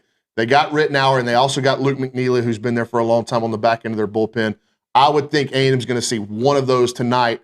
If it gets into the 6th, 7th inning and the game's still tight, I think that Kevin O'Sullivan will go quicker to his top-end guys than Jay Johnson. Florida's 8-1 at home with Sully as their head coach against A&M. Wow. A&M's due. It's time. All right, we'll hit a break. I do want to talk a little bit about their offense on the other side and some key matchups. We'll do that here on the Baseball Bunch on TexAgs Live. A moment for Caldwell Country Chevrolet, Highway 21 in Caldwell, online at caldwellcountrychevrolet.com. If you're looking for a selection that won't break the bank, check out Caldwell Country Chevrolet. They're stocking up on new vehicles right now, and their inventory is always growing. And the real deal is they're south of those big city prices, no dealer add-ons. What you see is what you pay. They are locally owned. They have an Aggie alumni team that's ready to roll out the red carpet for you and talk about value. Every vehicle purchase comes with that free oil change for life. That's thousands of dollars in savings at Caldwell Country Chevrolet. Remember, it's about a 15-minute drive, the edge of Bryan to the beginnings of Caldwell. A short conversation away, but you'll see the difference when you step on the lot and you do business with the great people at Caldwell Country Chevrolet. Highway 21 in Caldwell, online, caldwellcountrychevrolet.com.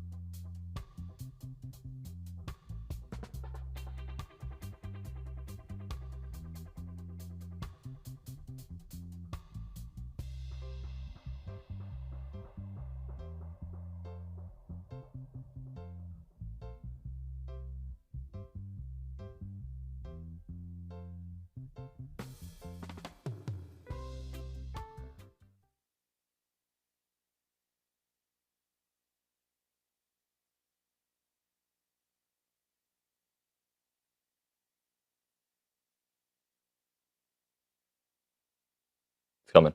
And we're back. It's TexAgs Live. We're presented by David Gardner's Jewelers. We are in the Rollo Insurance Studio. It's still the baseball bunch. Guys, we spent a lot of time on the Florida pitching, and now I'm a little scared.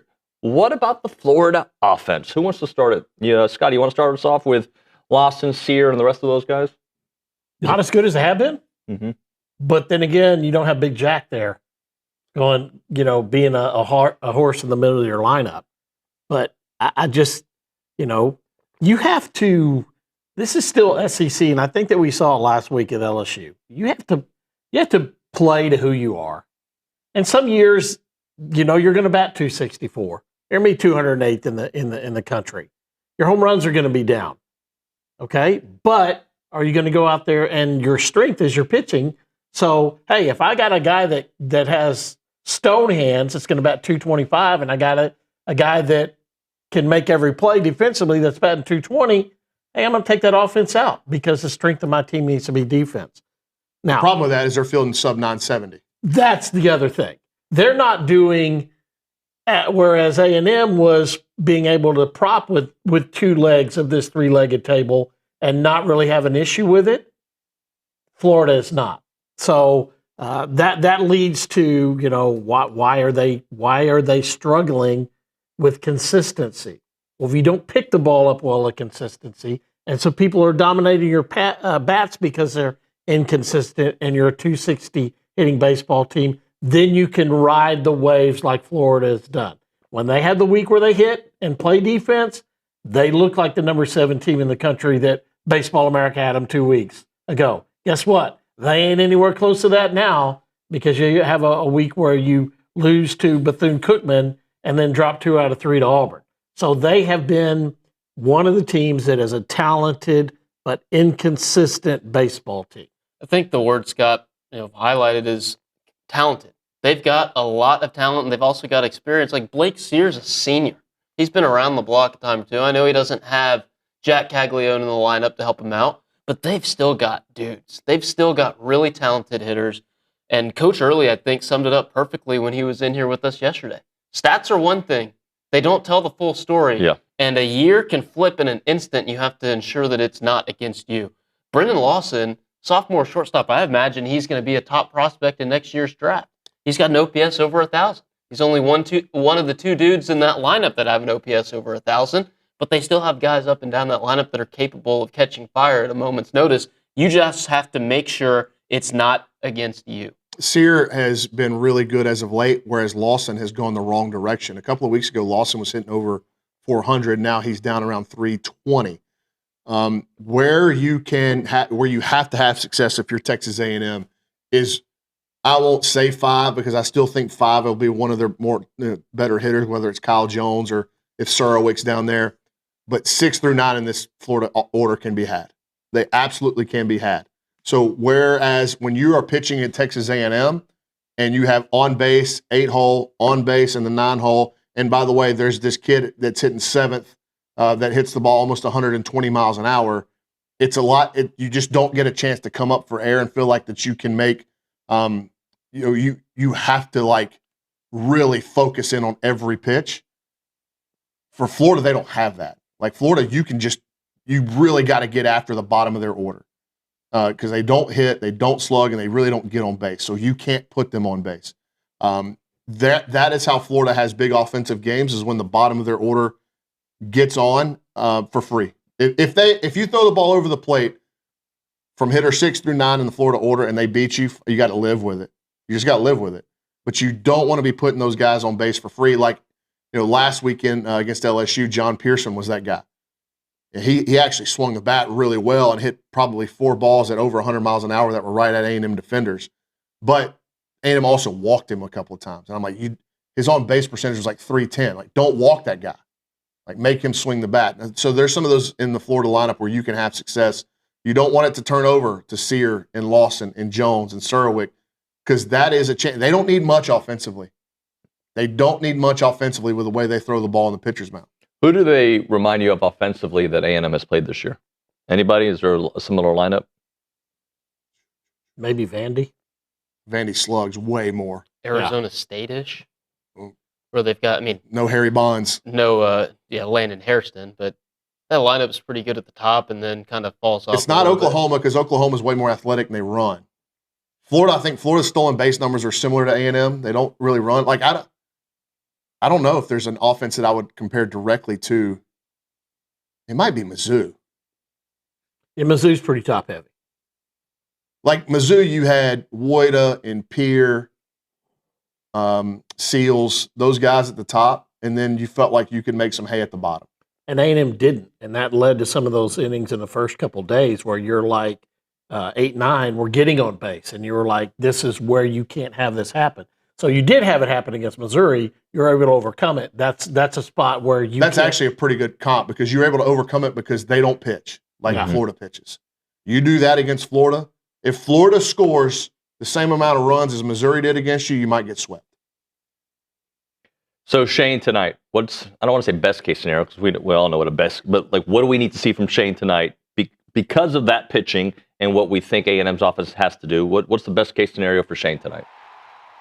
I want to see good body language. I mean, we talked about that, and what he did and what Weston Moss did were almost identical. And Weston Moss came off and was engaged in a different way. And I know that I'm not there. Richard, you were there. Did I miss something? It just seemed like Weston was like, hey, I put us in a position in the middle part of this game where we can win. And I thought Shane was, I didn't get the job done again, and I'm mad that I got taken out of this game. Did I miss that? Well, I think what was completely different about those two starts is Weston Moss didn't allow a run. And Shane Sadeo left, and the game, the outcome was still very much in the balance, right? So I would be interested to see what Weston's body language would have been if he had left with men on base and the game being a 1 or 2 run ball game the way Shane did. Hold on, are we upset that Shane was upset when he left the game? I'm not. I'm just saying. I think that I want him engaged and I just in a different kind of mindset. My issue with Shane's body language, and I told Shane this, was like throw pitch, it gets hit, flail. Yes, that's what I'm talking about. That's the body language that I don't like. 2 outs. I gave up. I got to 2 outs again. I had a strikeout, and the next guy got a hit. But Shane was better with it last week. But whenever Coach Early goes and gets the ball from him, which was the right decision, we're not playing patty cake up here. I don't care if you don't like it. You shouldn't like it. But it's time for me to go get the ball. Another kind of depiction of growth for Coach Early. Right. I'm going to get the ball regardless of how you feel about it. I don't want Shane. I think Kyle Peterson said the same thing. I don't want my Friday night starter walking off the field. And to Shane's credit, I will point everybody back to that interview that I did with him a couple of weeks ago where he didn't have to come in here and sit down, and we talked about it. And he didn't run from any of it. He was accountable. He was honest. He said, I know what the best version of myself is, and I know how important that would be for my team. And I said, well, Shane, you really haven't had any good luck either. He goes, that's not an excuse for me. I'm not going to look at that as an excuse and say, man, sometimes I throw it down the middle and, why don't they hit it at somebody? Or why don't they just mishit it straight up in the air sometimes? Which is common in baseball. And A&M got some of that on Sunday with Weston Moss's outing against LSU. Shane hadn't gotten a lot of it. But he was accountable for his performance and the numbers, everything. And it takes some spine and some backbone and some courage to do that. And Aiden Sims has been the best starter, no question. Is Aiden Sims ready for that? I don't know. Shane is. There's no doubt Shane is the unquestioned leader of this pitching staff.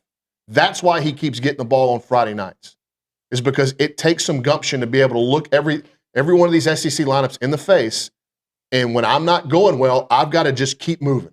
How much of it is what we all know? I mean, being out of baseball for as long as he was, just having to go through these battles and physically and mentally to get back close to what you were. It's not going to happen on start number 2. It takes time. It may not happen on start number 10. Right. It's a significant injury. And if you talk to the MLB scouts that I've talked to, they attribute most of it to him missing a year.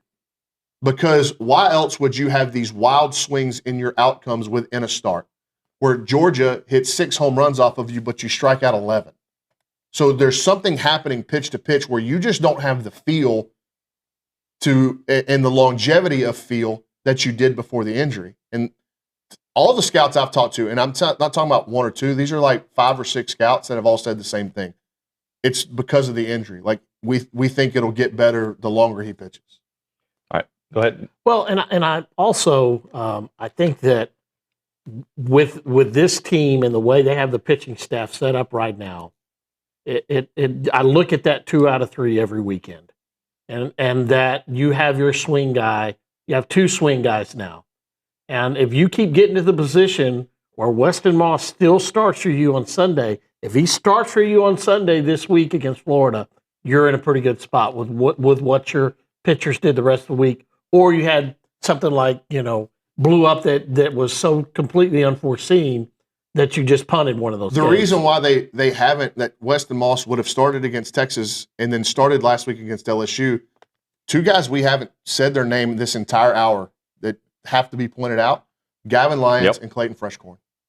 That is why you haven't seen Weston Moss out of the bullpen yet. And don't look now, Ethan Darden has had 2 back-to-back quality outings. I said when he was struggling against Oklahoma, he had the really bad one against Oklahoma. I said, I don't think this pitching staff can reach whatever ceiling you think it has without Ethan Darden being good.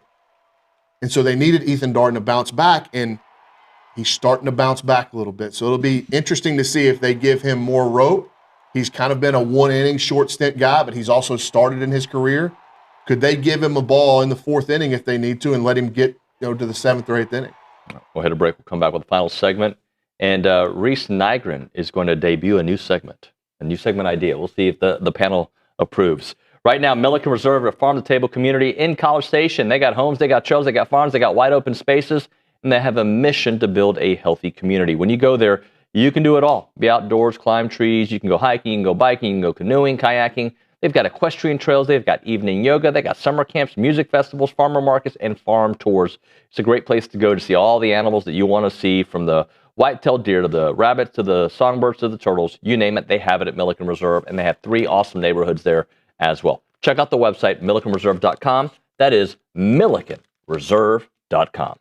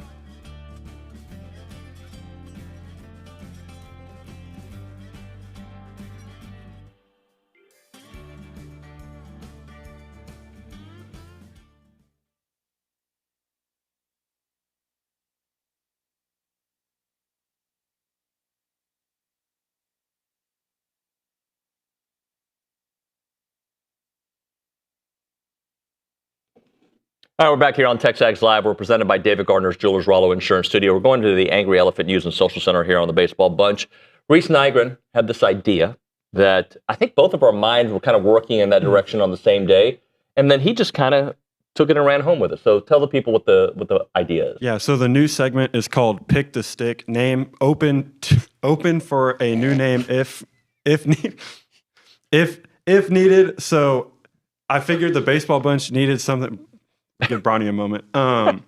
So each of y'all pick a different player for the entire weekend, and there's a point system. So every hit they get is half a point, every RBI they get is a point, and every home run is an additional point. So a solo shot, 2 points, 2-run home run, 3 points, 3-run shot, 4 points, grand slam. How do we determine who gets the first pick? And are we just not including pitchers in this at all? No, there's. I wanted to do a pitcher game too. We can do a pitcher one. He just hasn't come up with a fancy name yet. With like a name for it. Which Pitch the sounds like vaguely pitcher sexual erasure. name. Let's figure out a vaguely sexual name for the pitching. I took the name Space City Home Network. They have one that they do for the Astros. Who do you pick the stick? I think it's pick the stick. No, who do you pick to stick? Oh. Is the way he describes Well, if I get to pick first, I think I'll take the low hanging fruit, Caden Sorrell. Right-handed Florida staff, left-handed hitter. And if I'm going to get bonus points for extra base hits, I'll take Caden Sorrell. I'll take Gavin Grohovac. God, this game sucks. He's got 6 consecutive games with multiple hits. I figured it was going to be like the same 3 people pick. God, this game sucks. I do think it's – hold on. This gets interesting after the first 2 picks. Well, okay, now we're leaving Scotty with that. No, David gets one. No, David's doing it. No, I'm going to be down at the other end, or we're starting next week. The problem is going to be when Billy Liucci walks in, if he wants to get a pick. No, he ain't He'll playing the pick game. 7 out of the 9 guys. That is true. The entire order gets picked. Go ahead. No, I think you should go. I'm the one that I get. Hey, David, who's the second best pitcher in the SEC? If y'all want to do where you can pick the same player, then we can do that. I've basically picked the same player. He just doesn't have the home runs. Jake Dewar against that right-handed pitching staff. I talked about Jake Dewar yesterday on B Team. I think he's quietly he had a huge swing against LSU, but I think he's got some big games coming. Last weekend, I said that what you got from Bear, and Kellner at the bottom, you went up in the middle and you said, hey, I'm going to take the guys that are batting right behind him. If we have the same kind of run this week on picking who we think can help the Aggies, I'll be tickled to death. Because I thought last week we hit, we crushed all 3. Scott's getting tickled during pick the stick. No, I said last week. Is it better to be tickled or pickled during pick the stick? Can I pick somebody? Yeah, go ahead. Torian. Yeah, good one. Torian Wilson. There we go. Give me the Latino version of him. He's gonna dominate this weekend. Is he right-handed or left-handed? Left-handed. I'm the only one that took a right-handed hitter. Tom, I do think I wanted to say this before we go off air. I think this is an important weekend for Terrence Kill II. Not in terms of getting hits, getting on first base. This is a staff that eats up right-handers. I think TK's got to be a functional element in the middle of the order. And provide some pressure for the Florida pitchers, turn them sideways with him on base. Again, I'm not saying TK's got to get a bunch of hits. I'm just saying TK's got to get on base. And I would love to see him bunt for a hit. He's shown it a bunch. He's not done it. Get it down, put some pressure on a Florida defense that has struggled. John Pearson last weekend, for as hard as he hits the ball, he is not a good defender, and he is not an athlete. It's like me playing third base. TK showed bunt twice in the LSU series and pulled it back and probably had the third baseman move in after. I don't care.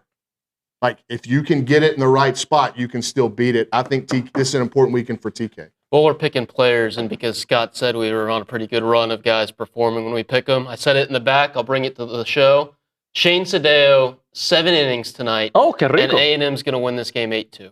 I said in the back, I called it a Shane Sadeo legacy game. I'm not sure it's a legacy game, but he's going to take that fuel, that energy, that anger you saw when he was walking off the mound last week in Baton Rouge, channel it similar to how Weston Moss did in the last non-conference series, and bring it with him out to the mound tonight in Gainesville. He's going to have his best start of the year.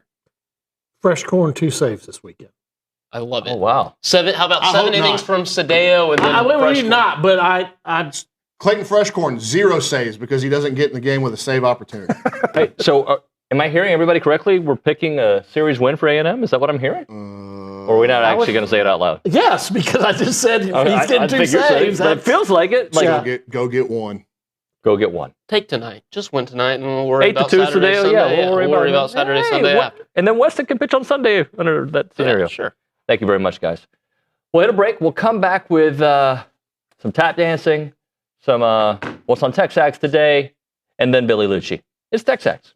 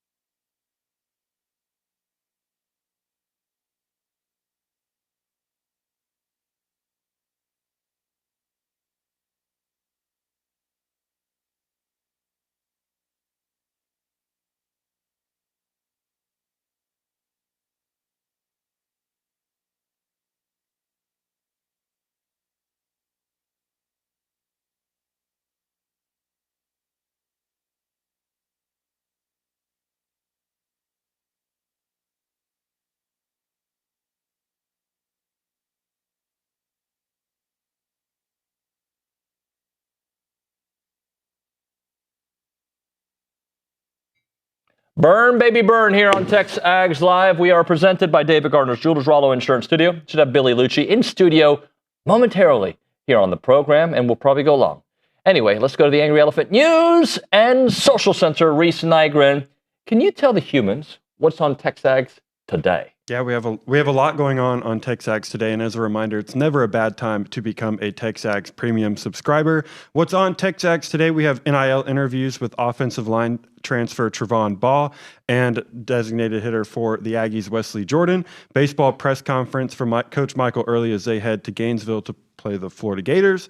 Class of 2029 recruiting nuggets from Jason Howe, and as always, the basketball transfer portal thread from Luke Evangelist. Later today and this weekend, baseball coverage from Richard and Brauninger as they play the number 21 Florida Gators. The softball coverage as they head to South Carolina to face the number 24 South Carolina Gamecocks, and continued NFL draft coverage with the live thread and stories as we expect numerous Aggies to hear their name called this weekend. Great stuff, Reese. And I'm going to go to Nick on this, and then I'm going to return to Reese. I don't know if you were listening yesterday. Nick, do you remember our spirited conversation yesterday over the whole G League and college hoops and absolutely with Warren's addition to the roster?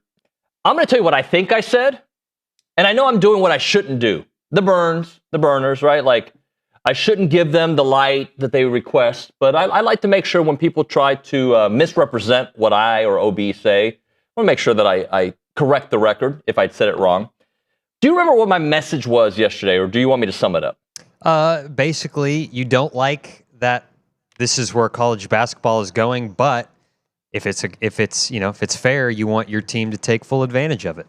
Thank you for saying it so succinctly. Is that the way I want to phrase it? Because I guess Luke had a tweet and talking about the additions, and a guy named Orangey 2022, okay? That's a weird name for an Aggie. Friend of the show.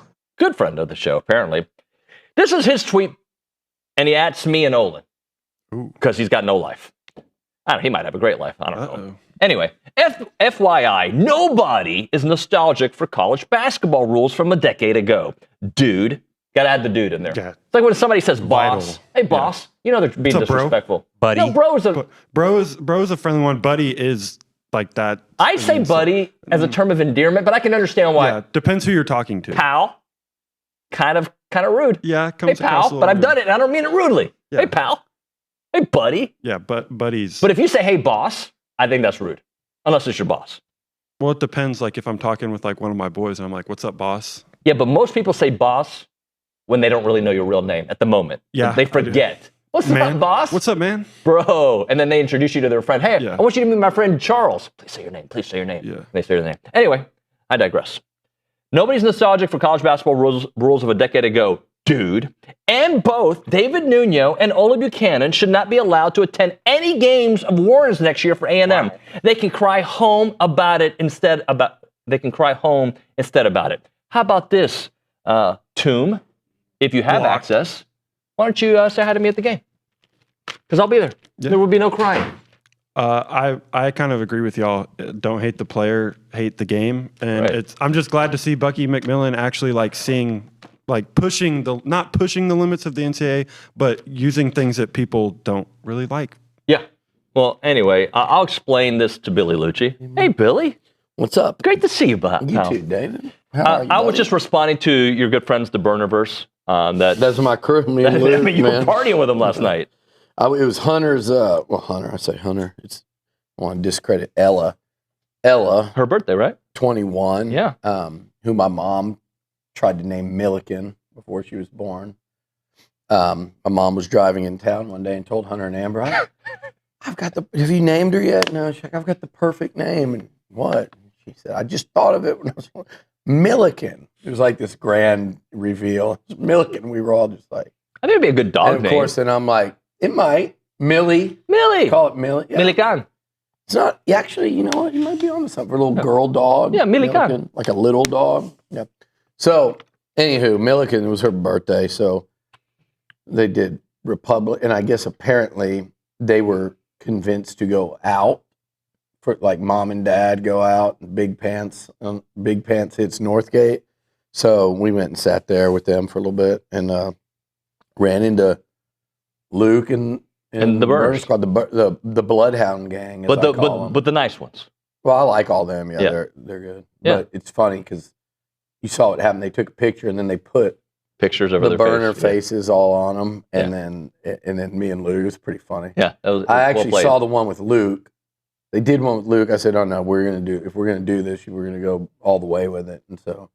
And then one of the replies was the best one I saw. Was they just didn't say anything. It was just a reply with the clip of Brawny. I ain't a man in your family.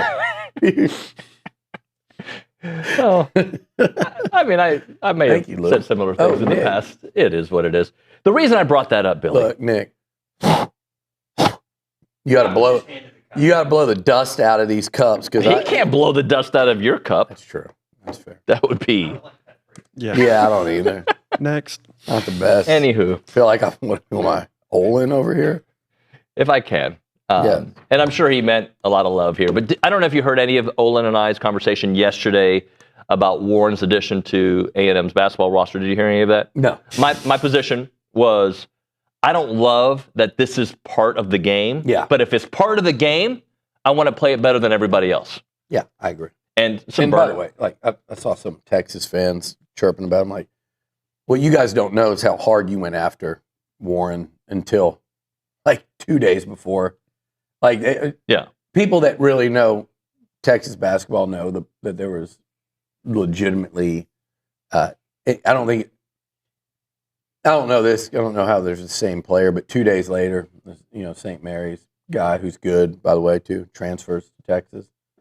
2 days after Warren's announcement, Texas was all in on that too. Which again, that's being a good coach. Dude's an elite scorer. Between him and Haggerty, it's like, damn, like both of them can. And in a lot of systems, I don't think that works. But with as much as Bucky is offense and they try to score and get up and down, it's perfect. It's exactly what they want. But yeah, as far as recruiting those type of players, I wish it wasn't part of college sports. But I will also say, and it's a little different. I get it. You might want to check me with nuance and stuff, but I don't care about that. What I'm saying is generally true. This has gone on, and like I remember, I don't know, it might have predated Steve Denton in A&M men's tennis, but I think it was early on in his tenure, and he's been here forever, and is still doing a great job, by the way. But it was either Denton or even Tim Cass before him when Baylor rose to prominence in. And a lot of people wouldn't even remember this unless you're a men's tennis fan, but they rose to prominence, I believe, won a national title in men's tennis, and it was like they were like almost exclusively a European team, and they were essentially pros that were there was a loophole there, and I don't know if it was just in the Olympic sports or what, but this has been going on for a while, like in those areas. And there were some times where you'd see these European basketball players matriculate over. So, like, again, you can compare this to a couple players, and you can say Warren's younger than Dominguez, I didn't hear a lot of people complaining about. Warren's younger than him. I saw people complaining last year about Aggie when they started to get, trying to shoot holes in what A&M was doing. I saw Texas fans doing it. I see Bama fans doing it now because he got that year. Meanwhile, Texas fans don't cry at all about what's his name? Tremont Mark in his 6th year, which I don't cry about that either. You shouldn't cry about either one of them. And now, and so Bama fans are crying about. So Tremont Mark in his 3rd team in 6th year versus Warren, who went and played a couple years in the G League after never enrolling or going to college, and that's the difference with Bediako too, or as you say, Bediako or I call Bediako. You say No, I say Bediako. So there's the difference. There is one of them actually played in college, entered the NBA draft, and was drafted. So yeah, I don't love it. I don't even like it. Like the concept of it. I wish they would do away with it. But if others are doing it, hell yeah. We got to do it better. Absolutely, 1,000%. Like, it's just like the NIL. Like, I wish they could cap it somehow. We could talk all day about that. But until they don't, I'm not a fan of the $50 million roster and the, hey, whoever spends the most money can get the best players. But as long as you're allowed to do that, I want A&M to do that and to do it at a top 5 clip. Hell, I'd love to see them do it at the highest clip. Right. But like Cody Campbell walking in, and if he wants to cut a $20 million check, I'm like, I'd love to see the Aggie that does that. Right. Like, it's fine. But if I had it my way, I would like them to stay at a 12-team playoff, but they're not. I would like them to not have $50 million rosters, but they are. I would like us to not have pros of any kind playing college sports, but there are. So you can sit out all those things, and then guess what we're going to be doing? Complaining. A&M can't get it done. They couldn't beat Texas in basketball. Have you seen who they're recruiting? And they're, $15+ million roster. They can't beat Alabama or Florida. And well, yeah, because you guys wanted A&M, they couldn't beat, they lost. No one's going to excuse Bucky and say, hey, man, they lost that game, but that SEC team that beat us had a pro guy on there. So it's okay. We'll excuse that one. Oh, they're sitting below 500 because half the teams they play in the SEC had pros, or we had half the NIL budget that had. No one's going to say that. Mm-hmm. They're going to say you either won or you lost, and we either excited about this team or we're not. And people can get on their moral high ground and do that. Well, I don't like where it's going. I don't love it either. But I understand, and I'm like, kudos to Bucky and his staff for finding the best basketball players that you can legally get on your team in today's era, in today's climate, and by today's parameters. And if Warren falls in there and he's averaging 20 a game and shooting 39% from 3 on 11 attempts per game, and he's an electric scorer to go along with PJ Haggerty, because then other people go, I don't know how I like the idea of a guy that's played at 5 schools in 5 years. Well, you're going to like it if they're out there, going into the second weekend of the NCAA tournament. If they're, winning 12 SEC games, like, you're going to like it then, and you're going to enjoy watching them. And that's within the rules. So when the rules do that, you just have to be careful on what you're going to have, like, selective faux outrage over. Right. Or just check out. Just check out and say, college sports aren't for me anymore. But a lot of you guys that say that have already said NFL, NBA, but MLB, they're going to go on strike. And so pro sports aren't for me. Well, now if you do college sports aren't for you, are you going to become a big high school sports fan? Guess what? They're getting paid now too. How do you feel about that? YMCA. How do you feel about that? So I think maybe just sports in 2026 and beyond aren't for you.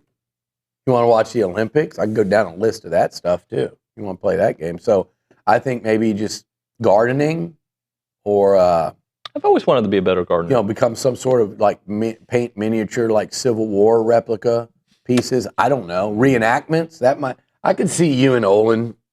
I'm not doing Civil War reenactments. That might be what Olin is starting to do with that look. Yeah.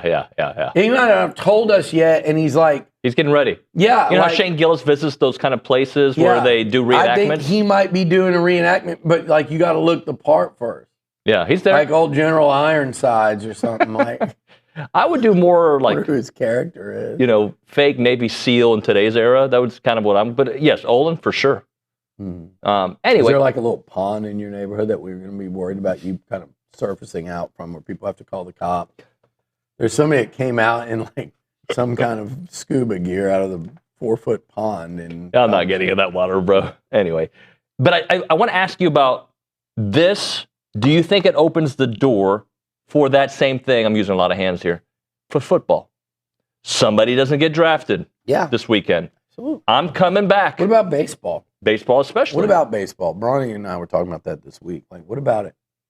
You know how many guys get drafted?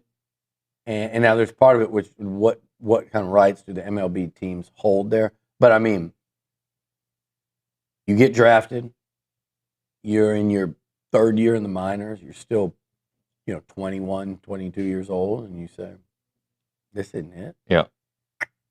Or again, like, you'd have to loophole it, but like, what about the guys A&M signed last year that went pro?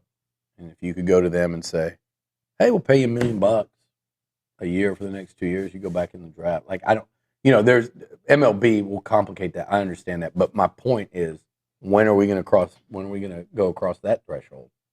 Because that's got to be coming too. They've got to do something about it. It's got to just be. You remember the days where, like, hey, if you. Of course, I say that it's not true.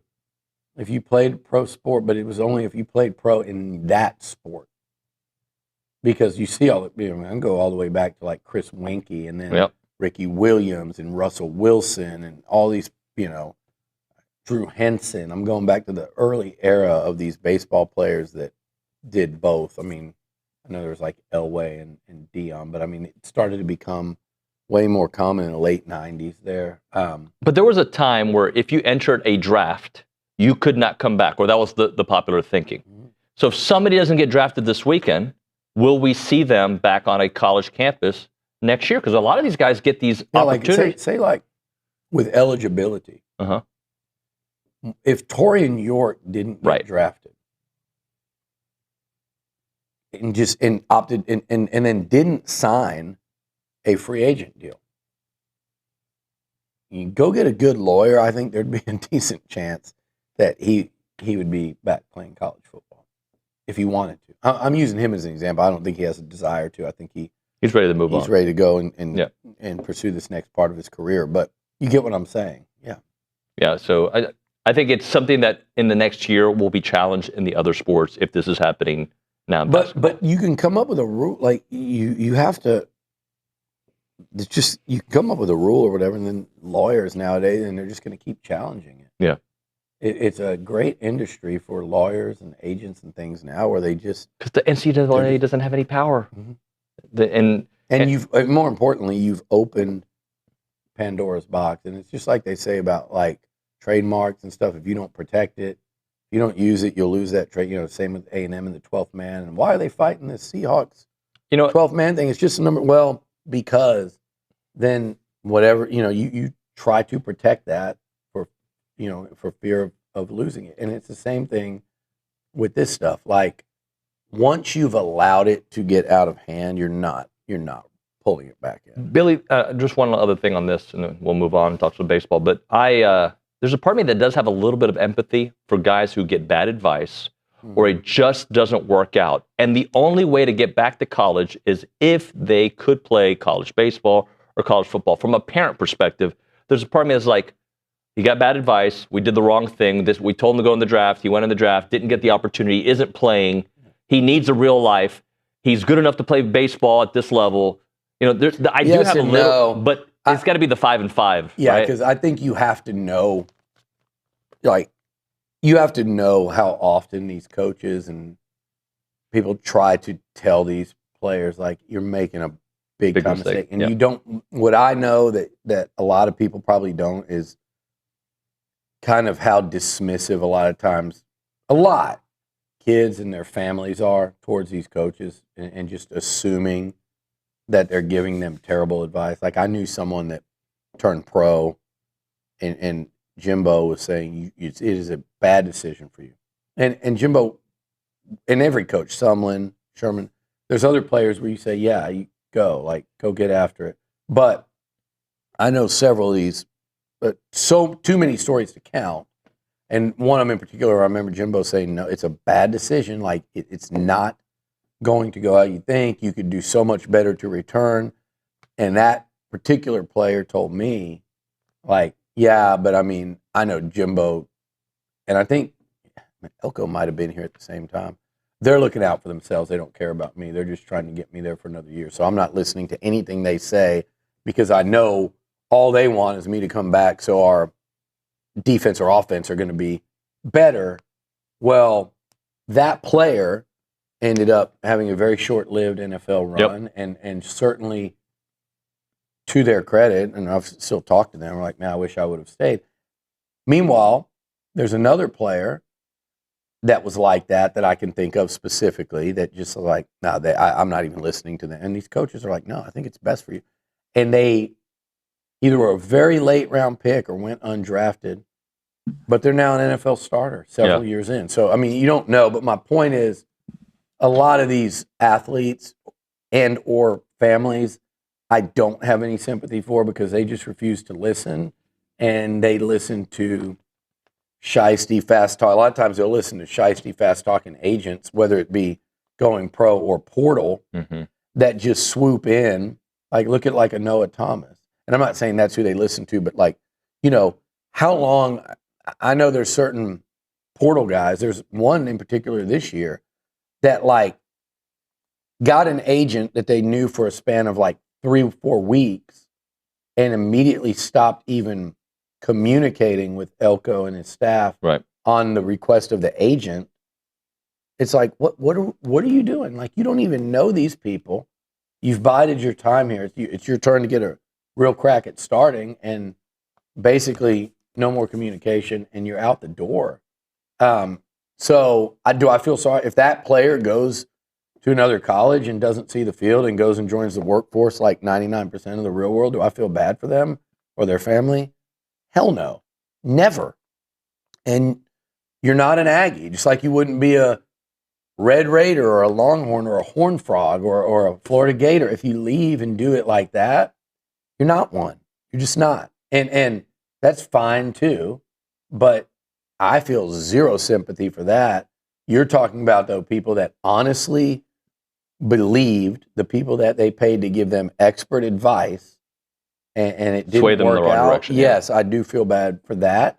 But if there's a hard and fast rule and a wall that's in place that when you cross over and you go through these gates, we're shutting them behind you and you cannot return to college athletics, then I think they'd be a lot less inclined to do it. And there'd be an understanding, at least, when they make that decision. So you really can't feel bad because I get that. You knew. Let me. I lied. I have one more example I want to bring up. Just get your thought on this. What would you say is purgatory in the NFL? What franchise? I don't want to like the Browns, Cleveland Browns. Okay, so I'm not saying this about KC when I say this. Let's say a guy gets drafted in the first round, goes to the Jets, but I love Aaron Glenn. So either way, I lose. And I love KC, so I don't like this conversation. Okay, the Toronto Argonauts draft you. Okay, nobody cares about them. One of my buddies actually just signed. He was with the Cowboys the last 5 years or so. He's an O lineman. He just got paid to be from Canada, the highest paid offensive lineman in the CFL. Thought he was going to retire. He's like, man, I got to do it, and that's Toronto. So all right, I'm going to give a different example. Yeah, the San Diego Chargers when they were in San Diego, when they wanted to get Eli Manning, right? Okay. And they say, we're not making a trade. We're drafting you. Eli Manning goes to the San Diego Chargers. He goes, I'm not playing here. I'm going back to college. That's going to happen. If this continues, that's going to happen. People kept talking about it as if it could happen, and Mike Elko finally had to say, no, it's not happening. Yeah, sometimes I wish Elko would end, and coaches in general, some of them do, would end sentences with "you idiots," and not talking whether that be to the media, if it's them that continue to drum it up, or to just people in general that keep talking about it. And what I'm referring to is the Shamar Stewart thing from last year. So there's a more 2026 example. Yeah, that's right there. Sign with the Bengals, or you go to get drafted by the Bengals, first round, negotiations are going bad, you feel like you're getting screwed over, they're not acting in good faith, agent's pissed, and then people, oh, we heard he's working out with the team. Well, yeah, he's in College Station trying to stay in shape. What's he going to do? Go with me and Nuño to Gold's Gym? I have a good program. He's going to work out under Tommy Moffitt, strength and conditioning crew, and the team. But anyway, yeah, that would be a more. But I think that's going to happen. Yeah, of course it is. Yeah. I hope. Hey, maybe it'll be KC. I don't want to play for the Browns. I'm going to A&M again. I'm kidding. I think he looks super happy. By the way, I think he's going to do. KC will fit in Cleveland, and I know a ton of people in Cleveland. Every one of them was texting me. They're a passionate fan base.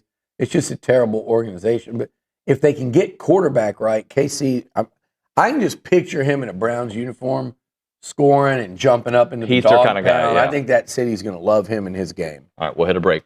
Right now, we're talking about Guarantee Bank and Trust. They've been around since 1913. They have over a century of experience helping Texans, and they're one of the most respected community banks. Here's the thing about a community bank. When you go there, you're part of the community. They're around town. You'll see them all around. You'll see Brandon. You'll see Jared. You'll see the whole crew. And they love this community. They love Texas A&M, and they love giving back. And one thing you can know when you go there, they're going to make local decisions with people that you trust. They're committed to helping the Bryan College Station area thrive alongside other Texas hometowns. 33 locations across Texas, East Texas, DFW, Houston, Central Texas, and of course, 3 great locations in Bryan College Station. They are your Aggieland Community Bank. Check out the website, gnty.com. That is gnty.com. Guarantee Bank and Trust, a division of Glacier Bank, member FDIC, equal housing lender.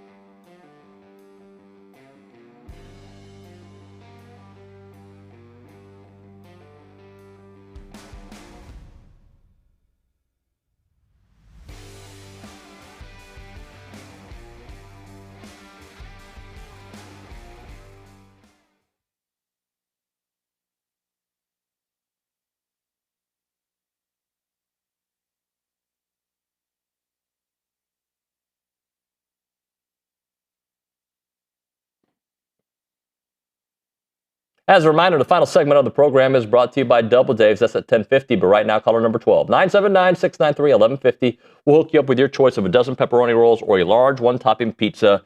They've been serving Aggieland since 1984 with your favorite pizza and, of course, those world-famous pepperoni rolls, reliable in-house delivery, bringing piping hot goodness straight to your door. Just click on doubledaves.com and your favorites are on their way. Billy, we got to make this a short segment. Any other NFL draft thoughts? I'm assuming Chase and Cassius will get drafted today. I think very early today. I was disappointed to see the Texans. Did they trade up? I think they traded up a couple spots to draft a guard. Not named Chase, but yeah, it was a guard. He wasn't a tackle, right? Because I know they were very interested in Chase, and it is what it is. Like look, they went and took Kenyon top, I think 15 a couple years ago, several years ago now. But I know there was a high interest level in KC and Chase down there. Cowboys, I'd watch. Maybe starting in round 3. Now, they don't have a second-round pick, but Dallas, as far as Aggies go, I think have interest in Borkature, on Yedem, maybe Zune. But, I think today in round 2, you'll see Basantis go very, very early. And he just missed the first round. I'm telling you, there were teams, including the Texans, that were debating on their particular picks on whether or not they were going to take Chase Basantis. Could they take him with their 6th pick in the second round? I don't know if the Texans need 2 guards. Well, probably not. Who is it? They need O-linemen. I get that. Yeah. They have since the inception of their franchise. It feels like when they made the horrific mistake of drafting Tony Baselli and Steve McKinney. But I love it. I think I'm working out with him later. So actually, I'm just going to show him this clip when we're sitting there just to rile him off. But no, the Texans. So anyway, I think Chase will go very early in round 2. I think when teams are looking at the best available in terms of O-line, he's going to be in that top couple. I had talked to 4 or 5 scouts 3 weeks ago, following A&M's pro day, a little couple weeks after, and 4 of the 5 felt like he was a lock first round. Right up until about 2 nights ago, they're like, it would be close and real close. We could definitely see it. And then yesterday, during the day, the buzz on KC was kind of going through the roof, like someone's taking him. Just the way where the receivers were going. So as soon as Mekhi Lemon went, with that many picks left, it was like KC's going. Did Mel Kiper have something to say yesterday? Did you watch? By the way, I talked to 2 scouts yesterday that said they'd rather have KC than Mekhi Lemon, their organization. Yeah. Did you see anything from Mel Kiper yesterday? I saw a tweet about it, so I didn't see it. I think he said that he would have rather seen Denzel Boston. He thought Denzel Boston was going to go before KC. I think he bigger guy. Yeah, he thought Denzel was going to go to Cleveland and KC would be hearing his name today. KC, man, we talk about him again in a minute. Let's finish this thought, and then whether you have to go to a break, we'll talk more about KC. But Chase very early, Cassius Howell. You saw. I don't even know. They're completely different players, but. The DN from Auburn go one of the last couple picks. He's like 6'6", 6'7". Keldrick Falk. And I think Cassius is now right up there near the top. There's 1 or 2 in him. There's 3 of them kind of still outlying that are kind of in the same level in terms of prospects. So Cassius, I think, will go top half here of round 2. You'll see his name called fairly quickly. As well, again, they've harped so much on the short arm thing, but I think if you went and pulled stuff from a year ago, going into this season, or a year ago last spring, and I was saying scouts are telling me he's going to be a first round pick with the only possibility to be short arms. That was before. They're like he's just going to get knocked badly for that. And you know who else gets knocked for that is Basantis. He gets knocked for that. And then guys like Zune and Crownover, and obviously Le'Veon, but they get knocked for these injuries that we don't notice because Trey Zune's a freaking warrior. They're all on like Trey is like a lock player. Yeah. He doesn't miss games. He's a bad dude, man. He's a badass dude, and then he's a great person. He is a no-brainer. Draft him. He's going to find his way into starting, and he's going to do it for a long time for you. But teams know we can do that in the third round. Some teams are going to think they can do it in the fourth. So I think Zune comes right after that. So I think it goes, I think you see Besantis, Cassius, and then up next it's Zune Onyedim. Onyedim is this portal guy that just came in and kicked so much ass, and you don't realize it as much because of where he's playing on the inside. All you will really notice are the TFLs or the sacks, which he got some of those too. But he had a great year at A&M. And it's funny because he got here, and in the spring, a year ago at this time, they had to fight to keep him. And I don't know how much of that was said because he got here, and I think just, I don't know if thought like, hey, I'm starting, but then there's Regis and there's Hicks. It's like, yeah, you have a good chance, but we're not guaranteeing that. Right. You're going to play a ton. You're a D tackle. This is not quarterback where no one rotates unless your name's Steve Spurrier or unless your position's a mess. But he had actually considered like being a come and go guy and stuck with it, and now he's going to get rewarded. But I think those today, I don't know if either of those go in the third round, but both of them could. And then you get into the realm of Crownover, Borkature, who teams are way higher than. I've seen some stuff now lately, but I mean, I still think teams are a lot higher on him than the mocks say. Crownover, Borkature, and maybe a Will Lee. And then after that, you have the, I think, 6-7 round free agent guys like York, Moss, Scooby, Chappelle, Armage, those guys where, they're on the back end or free agents. It just depends. I think you'll see a lot of Aggies go there just because it's such a large number of players. We're talking about like a half dozen guys with that potential.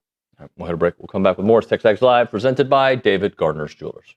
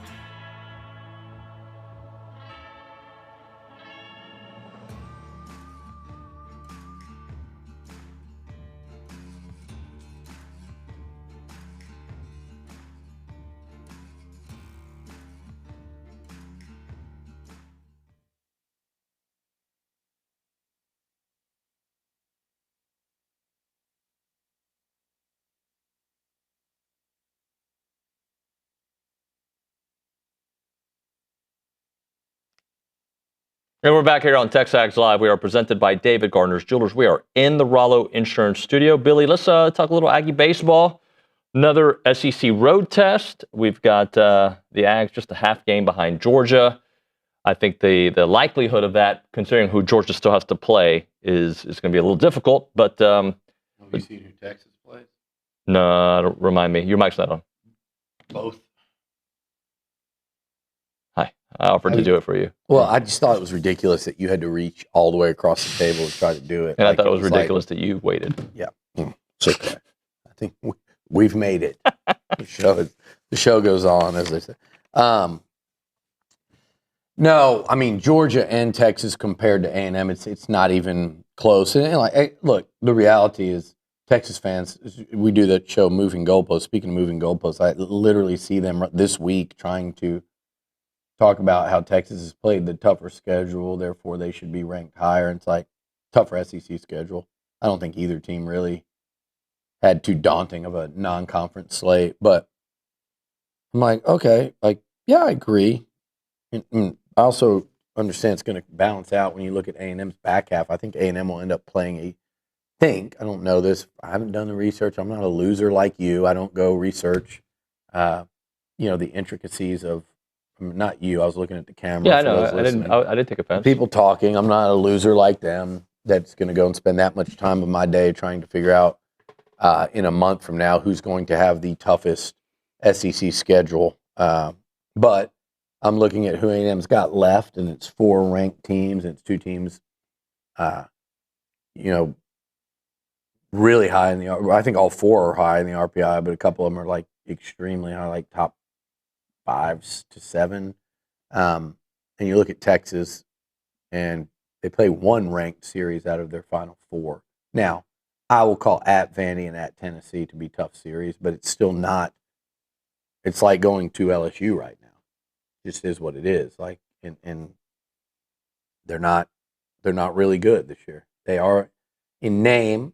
It's very tough to go in there and win 3, so I'm not underestimating that. But when you compare it to having to play at Ole Miss, at Florida, Auburn at home, and Mississippi State at home, the Aggies have a much more brutal ending. Texas people are like this week on this thing, like, I wouldn't even call them media. Maybe one of them works, but they're trying to be like, that their schedule's been tougher. That's why they're ranked. I don't care why they're ranked higher. It doesn't bother me. I care about the 2 games I watched them play, and then that A&M won. And that, by the way, that still doesn't mean they should be ranked. I'm not one of these people that go, it'd be really interesting if there was a way we could judge the teams based on them play. Like, you guys, Texas fans did that in football this year, and we made fun of them. Like, it's fine if Texas or Georgia are ranked. Well, Georgia beat A&M, but it's fine if a team that you lost to is ranked ahead of you. OU fans could be doing that with A&M right now. All that matters is, can the Aggies fight and claw their way into can they remain a regional host? Can they fight and claw their way into getting into or staying in the national seed conversation? Because that's where they're at right now. So I don't care. I don't care about the rankings. All I care about is I watched the Aggies beat the brakes off of Texas on Saturday and beat them on Friday. I don't care about where they are today. I like where they are today, but I would love to see them get a top 8 seed. And the rankings of other teams right now, RPIs do matter, but the rankings, it's fine, man. Like, just let A&M keep playing the caliber of baseball they're playing, and they will be there. Let them play that level of baseball. And I'm not saying they're going to win every series, but I think it will work out to where they are right there on that national seed cut line, if not higher, if they keep playing this baseball. Even if they take a slight step back, I think they're in the conversation for an 8 seed and certainly a regional host. So this series is another giant one for A&M. It's the 4th straight weekend where you're playing a national championship program, I believe, in the last decade. Well, yeah. Texas is like 2010 maybe. But you're playing national championship programs in Vandy, Texas, LSU, and Florida, all in a row. That's unbelievable. And then you finally step out of that, and it's a top 5 Auburn team, or whatever they're ranked today. So anyway, it doesn't get any easier. But if A&M is playing with the confidence and the ability that they are right now, playing at that level, they'll be fine. The baseball bunch winning the SEC will be tough with those two teams, Georgia and Texas, compared to what you're playing. Those guys were saying that 6-6 the rest of the way probably keeps you as a national seed. Yeah, I mean you're at 12-5, so it'd be 18 wins. 11. Yeah, I mean I would feel very good about that. I would feel very good about that. And just sticking to this weekend, very tough challenge at Florida. They seem like when they're on, they're really damn good, and when they're not, they're still tough to beat. But they're not like. But I mean, a week ago, who'd they just lose a series to? Yeah, what team? Florida. Yeah, they just lost a series that they probably. I think a lot of people weren't picking them to lose, but they've beaten all their like top 10 teams that they have faced. Yeah, so a week ago, a lot of people had them as a top 8 seed, even though they were like sitting in the rankings at like 18 or 20, because they just lost the weekend series to Auburn. Okay, so yeah, not someone they shouldn't have lost to, but they lost 2-1 there. But point being, and I think they did win one of those games. They beat Georgia the series before that. They're playing and they beat Georgia, and a lot of people pushed them into, hey, we think Florida's going to claim one of those. So that's how good people believe Florida is. So this will be really tough. If they win this series and there's 9 left, and yeah, I think you could go, then you start going, you go 4-5 and be a national.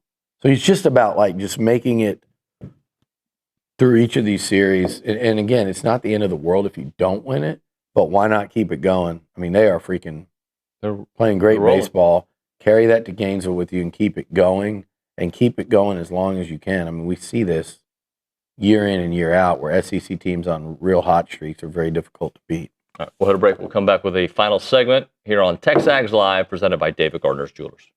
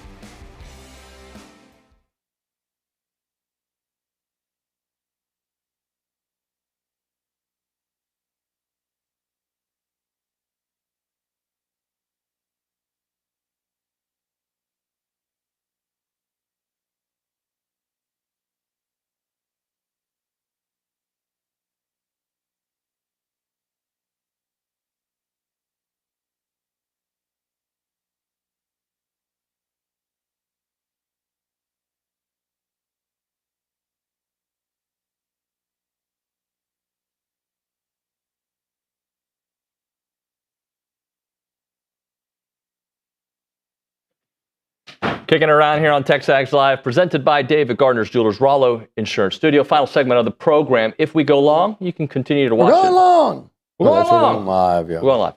TexAgs.com, become a premium subscriber to watch the entire show. Yes, sir. Couple O-line tidbits, as we talked about Chase Basantis. Did you see the dancing bear from Utah that the Patriots drafted? And Reese was... Caleb Lomu. I just saw the video. Nick probably doesn't have I enough saw time the ass whipping those two guys took at the hands of Romello Height and David Bailey, and I know those are. By the way, when's Romello Height getting drafted? Because I think he's pretty damn good too. Yeah, I think ESPN maybe a had little small. They had him like 7th among edge rushers like left. So we'll see. But anyway, they humiliated those two guys, Fanu and what is his name? Lomu. What? Lomu. Caleb Lomu. I mean, Lomu is dancing around for the draft like it's like something Richard Zane or Luke Evangelist would do in our I'll lobby. put it more on Luke. But I've seen Richard do like gritty through the lobby. Are we sure before. Luke didn't do that dance at some point this week with the way Bucky McMillan? Probably, yeah. That's Luke after a Bucky. He said those guards edition. are going to average 55 points a game. Well, I mean, they averaged what, 45? So I don't know about 55. Well, I think this with all three that they've added. okay. Reese, Haggerty, and Warren. I mean, they already did. They did. Like 24, 19, and that's Big 12, G League, and SEC. But combining powers, like, are they going to get as many shots as they got in that scenario? But in Bucky's system, they might. Yeah, I was about to say. Like, so anyway, I don't disagree with him on that. I do disagree with him that he would be dancing. He would be dancing like that. But I don't want my old lineman doing like a flash dance when you know. Show us the dance. You know that they're do it, Reese. We can get a shot at Reese. I was hoping you would do it. No, he did it. He did it pretty well. No, there was more of a. But no, there's way more. There was more of a Shakira vibe. It's way more. I'm kind of limited. I'm stuck in this chair. No, you could have got up. You could get up right here. There's a spot right here. Reese Nygren moving over to the holistic planning cool zone. This is what the offensive lineman Make sure you're in the light. Make sure you're in the light. This is what the offensive lineman from Utah that got drafted by the Patriots. Yeah, very good. Faster though, like a little faster, and a little more gyration. Yeah, there you go. Gyration. A little more flashy. Yeah. There we go. So anyway, I don't want my old lineman doing that. Maybe a skill position guy. Cut that. Not an old lineman. So post it. I didn't like that. And then you've also got loudmouth Willie C, Will Campbell, just getting snow plowed everywhere from Kyle Field to the Super Bowl, just getting bulldozed and bulldogged by every good defensive. I mean, I can't believe, like, and talks more smack than any O lineman ever. If you want to see Will Campbell, go watch the video. I forget who they beat.